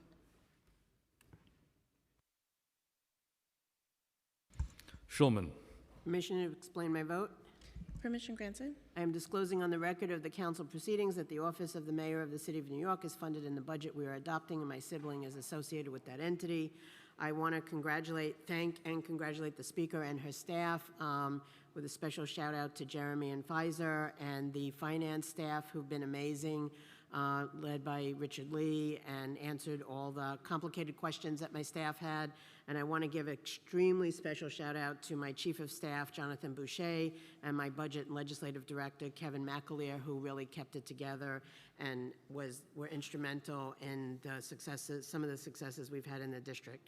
When I started out in politics, a wise political mentor said to me, even when facing a budget deficit, you can't cut, you have to invest. And invest is what this council did with education, immigration, and housing as 3 major examples. I've worked on many budgets, both as a city council staffer and council member, and don't recall any being as robust and inclusive as the budget we are passing today. For FY26, the council was able to baseline nearly $700 million in funding beyond anyone's expectations for libraries, our public schools, CUNY, older adults, gender violence, culture and art, housing, HIV/AIDS, composting, parks, sanitation, and so much more. These baselined items will now become a permanent part of the budget in future years. While there are many details you will hear about in the days to come, I want to especially point out the over $1 billion with a B dollar investment in education from pre-K to 3K, with funds carved out for preschool special education students all the way up to our public higher education institutions. I am proud of the efforts we have made in this budget and look forward to continuing to work with the Speaker and my colleagues on building a better Queens and a better city for all New Yorkers, and with that, I vote aye on all. Thank you. Salamanca. Yes, I have one more disclosure. Gotham Health is funded in this budget, and my spouse sits on their board of this entity. Thank you. Ong. I want to thank Speaker Adams and the entire team for leadership in passing a budget that truly delivers all of New York. And I want to express my deep appreciation to Chair Brannon, the finance staff, big shout out to Richard. And with that, I vote aye on all except 47B, for I was abstain. Thank you. Thank you. Vernikov. Permission to explain my vote? Permission granted. Thank you. Today we vote for a budget that, like all budgets, is imperfect. Yet, like in the past, my commitment to public safety, community needs, and enhancing quality of life for my constituents compel me to vote yes, despite much we do not approve of. However, I am unequivocal on land use item 297, Coney Island demapping action for proposed casino development in Coney Island. This demapping makes the casino application and proposed development more likely to take place. Therefore, I must vote against it, as over the past many months, and at this point years, it has become clear that a majority in the community do not want a casino in Coney Island. For those at least 20,000 residents who signed a petition clearly saying no to the Coney, I have heard you, I agree with you, and I will keep fighting for you. Today's setback does not mean that the battle is lost. Economic development does need to take place throughout the area, but this is not it. It should not come at the expense of public safety, infrastructure, and our quality of life. With that, I vote aye on all, with the exception of Intro 47B, Resos 961, 962, 978, M154817-931, and LU 297 with the accompanying Resolution 981. Thank you. Thank you. Williams. Thank you. I am disclosing on the record of the council proceedings that the Children's Rescue Fund, which is funded in the budget we are adopting, is affiliated with, my sibling is affiliated with this nonprofit. CUNY also that we're funding. I am still affiliated with CUNY. And Queens and Lemony chapter of Delta Sigma Theta Sorority Incorporated. I am associated with that nonprofit. And I just really wanted to thank, as everyone has thanks, so just lending my thanks to Speaker Adams, Chair Brennan, Jeremy Fizer, Richard Lee, Tanisha, Isha, Jonathan, Chima, Florentine, and Allie, and the entire, I know I miss people, but the entire finance division for all their hard work. And with that, I vote aye. 1. Permission to explain my vote? Permission granted. The learning experience is funded in the budget we are adopting, and my child is associated with that entity. Thank you so much to Speaker Adams, colleagues on the negotiation team, Chair Brannon, and all of the finance staff. We have so much to celebrate this year with all of the new additions and balancing nearing $116 billion in this budget. Some of the highlights that we have heard from many of our colleagues is the $10 million to launch a new childcare program for 2K, $2.5 million for the API curriculum, $2 million to bring back 7-day library services at 10 additional branches, $74.7 for immigration legal services, $10.2 million for additional parks, staff, and more. But as chair of Contracts Committee, I want to celebrate the funding allocated to the Mayor's Office of Contract Services, an agency that plays a vital role in making sure that all of these items that we have funded actually is paid out to those who are delivering these essential services, especially our nonprofit providers. So this year, since adoption, the total is going to be over $12 million to boost the Contracts Committee for investments in Passport, OTPS, as well as baselining funding for the nonprofit help desk. And we want to make sure that Mayor's Office of Contracts continues to get resources, providers no longer face delays or go unpaid, and programs are not shut down.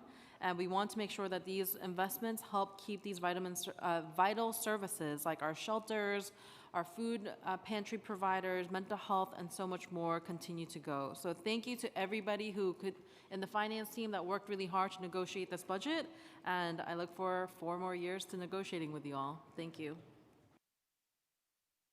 Thank you.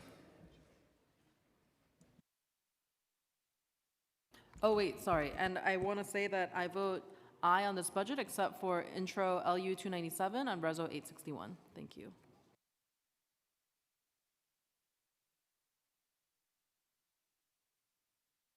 My apologies, Councilmember, what was the reso you said? Can you repeat that? My apologies. Yes, 1 second, I'm pulling it back up. 861.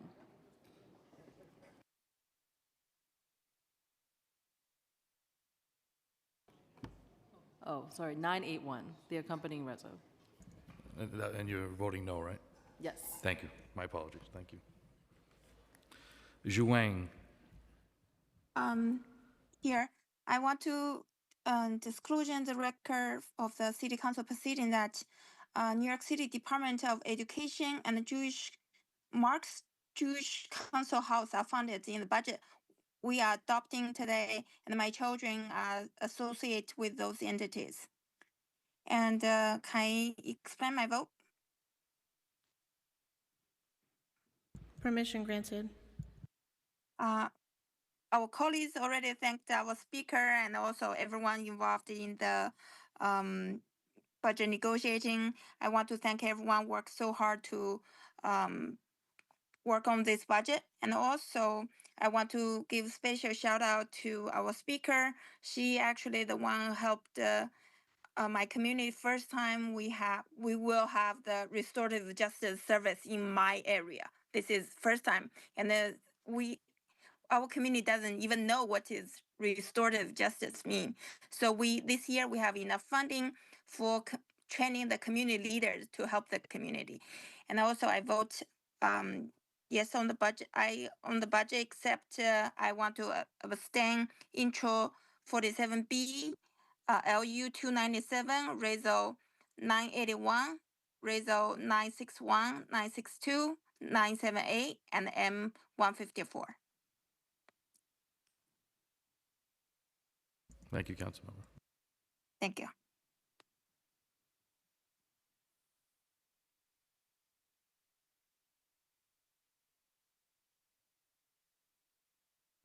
One moment.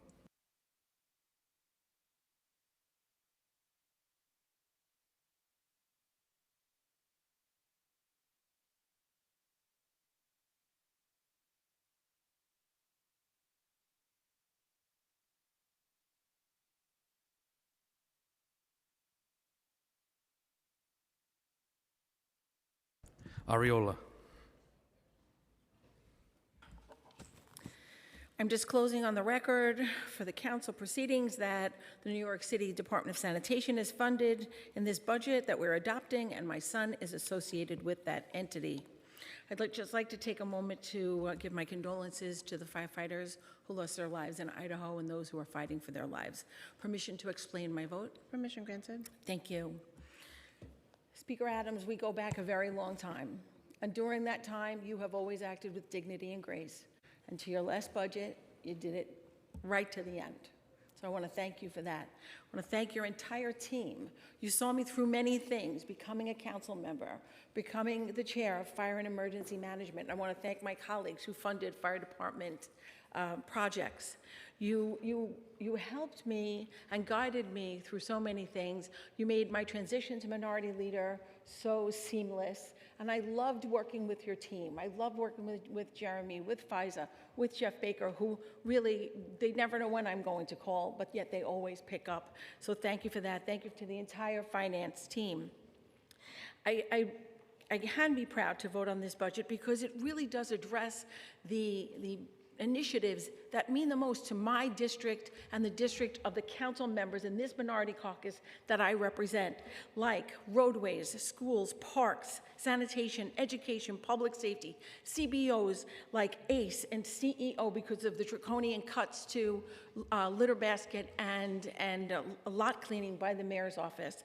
I really appreciate that. Also, I do agree with the immigration services like CUNY Citizenship Now, which works out of my office every Monday and does a great job helping people become citizens. Congratulations, Frank, on your first budget. I would not be able to do this without my dream team of Peter Spencer and Phyllis Cirillo. People just shake when they see them coming, as well as my budget director, Kara Grace Donnelly. Majority Leader, I want to thank you for your leadership as well as the Majority Whip. I know she's not here, but we work very well together. On that note, I look forward to talking now to the people who will be leaving us. Whether we agreed or not, we learned from each other along the way, and that's how I feel. And even minds were changed along the way, and I think that's great. And we're going to, at least I can speak for my delegation, and I think for most of the new people coming in and those who are remaining, we're going to take that pay it forward way and just pay that forward to the new people coming in. So we look forward to that. I will now vote. I am aye on all with the exception of Intro 47B, Resos 961, 962, 978, with accompanying Reso 154. I am aye on all the rest. Thank you. Thank you. No, wait, I have a few seconds left. I want to thank my minority whip, Vicky Palladino, and Christy Barminardo, and Frank for sticking it out with me. But my minority whip, we're side by side. We fight together. We fight for what's right for our delegation. And thank you for always hearing us. Appreciate it. Farias. Thank you. I'd like to just give a quick and huge thank you to Richard, Tanisha, Chima, Florentine, and all of the Finance Division for their hard work. Speaker Adams, obviously, for your leadership, and the Speaker's team, our Budget Negotiation team, our Finance Chair, Justin Brennan, and all of my colleagues in the Progressive Caucus. Also, additionally, OGC, Public Integrity Unit, led by Fran Delavecchia, Alicia Vassal, and the rest of the PIU team for their hard work in vetting the countless nonprofits included in this budget. And lastly, my Chief of Staff, Rebecca Nieves, for holding it down this budget cycle. And with that, I vote aye on all. Thank you. Speaker Adams. I am disclosing on the record of the council proceedings that the Pearls and Ivy Foundation of Queens is funded in the budget we're adopting, and I'm associated with that entity, and that the Fire Department of the City of New York is funded in the budget we're adopting, and my dear daughter is associated with that entity. This is budget number 8, and I sincerely thank my colleagues for their hard work, and Councilmember Powers was absolutely right. We have not thanked my general, Justin Brannon, nearly enough today as we should for all of his marathon work and all of the hearings. Justin, I watched you over these years, just ascend into such an amazing financial chief for this body.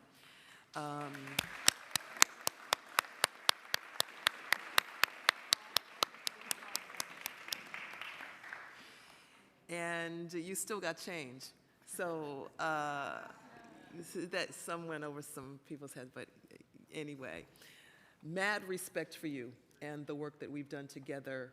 For my colleagues whose last budget this will be, whose 8th budget this is for us, who we started this journey with together in 2017, what an amazing journey we've been on. It has been my honor to serve with all of you.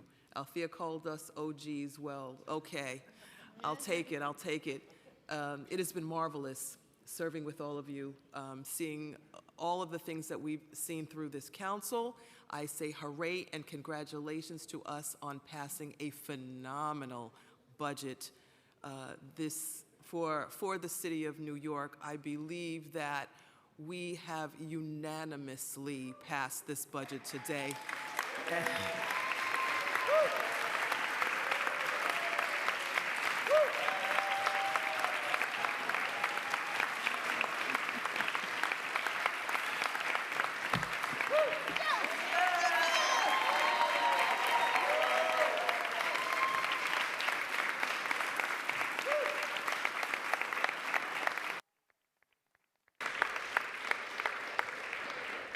I applaud all of you colleagues, and I do indeed vote aye.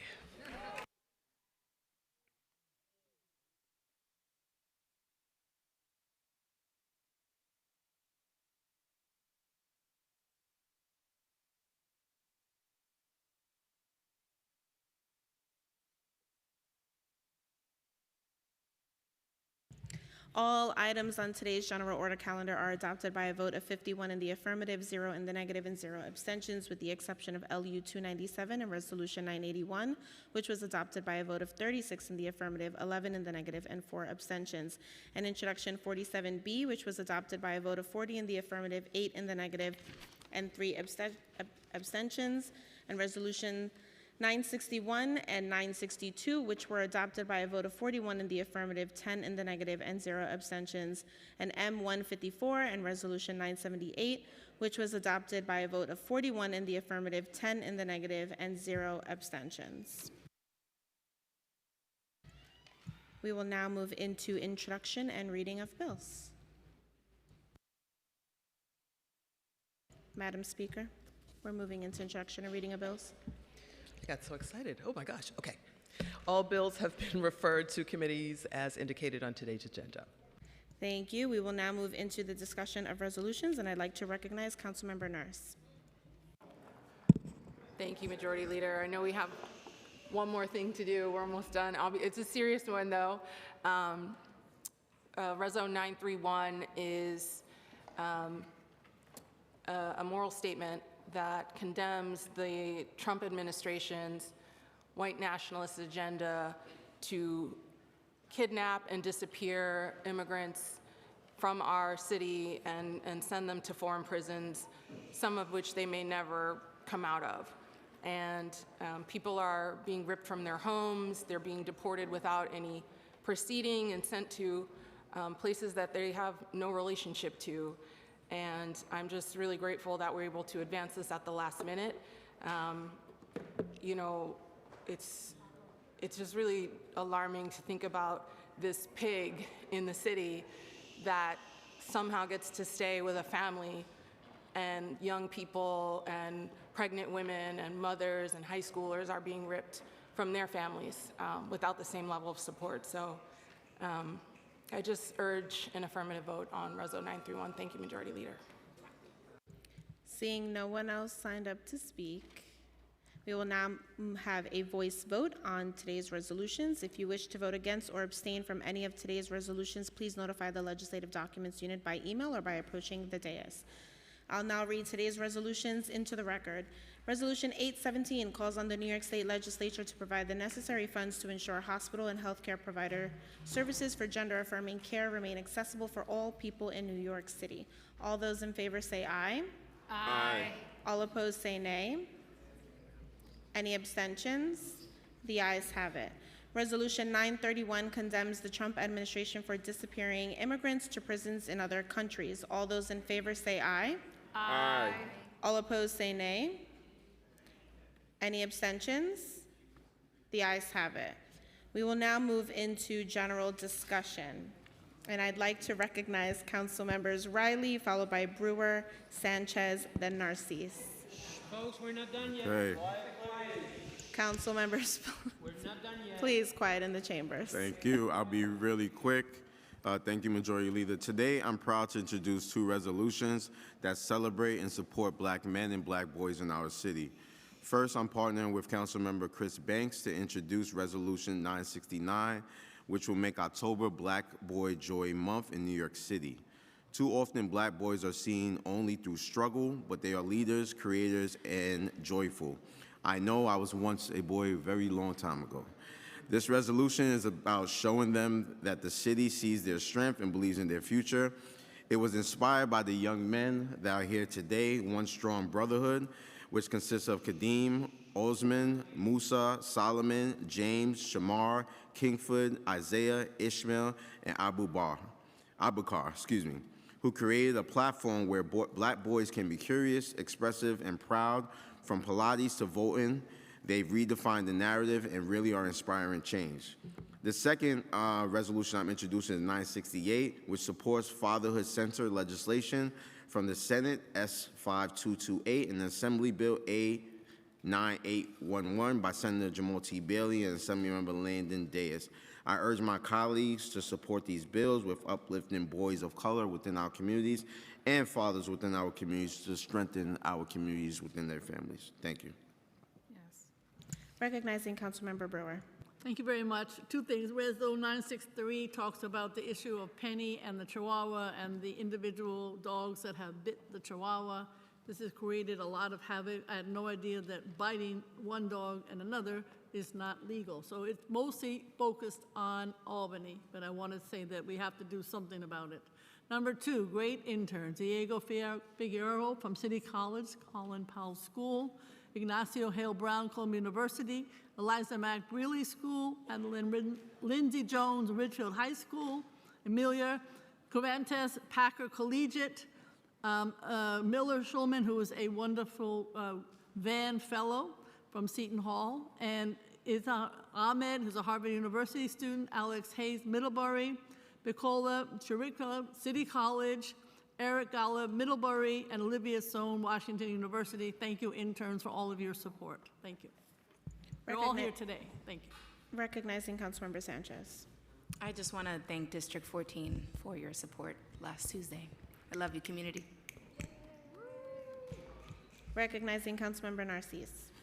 Thank you, Madam Chair. And the bill that I have here in front of me is 1331. It's about the jail population, so please read on it. We need to know statistics and what's going on in our jail in New York City. What I have learned today is in this chamber, things can be difficult. People can be difficult, but life is a full circle. We could not be on the same page for many things, but today is a beautiful day for New York City. We got on the same page for New York City budget. Not perfect, but beautiful budget for beautiful people in New York City. Life is a journey. If you are from New York City, life is just like a train. People come and go, or like a book. You turn many pages, you learn, and much you have to keep turning the pages. And sometimes you have to get a new book. But today, I want to say thank you to my chief of staff that leaving our office. I loved her. She has been amazing. She's smart. She's strong. She's, how could I say, all the beautiful things. Hard-working human being. I have to force to say goodbye, but I know she's going to do amazing thing wherever she goes. So I want to say, Saye, Joseph, thank you for your leadership, and thank you for being the person you are. Congratulations. Whatever you do in life, you're going to be amazing. Thank you. I say congratulations because people make steps in life, and it can be beautiful no matter what happens. So I appreciate you, and thank you all for the budget. I love you, Madam Speaker. Thank you. Okay, seeing no one else signed up to speak, I now formally declare that the executive expense revenue contract budget, the executive capital budget, and the community development program for fiscal year 2026 have been hereby adopted as modified and in accordance with the Charter of the City of New York as of 5:59 p.m. on this 30th day of June 2025. I'll now call on Speaker Adrienne Adams to close today's stated meeting. Thank you, Madam Majority Leader, for all of your wonderful guidance and leadership. The stated meeting of June 30th, 2025 is hereby adjourned.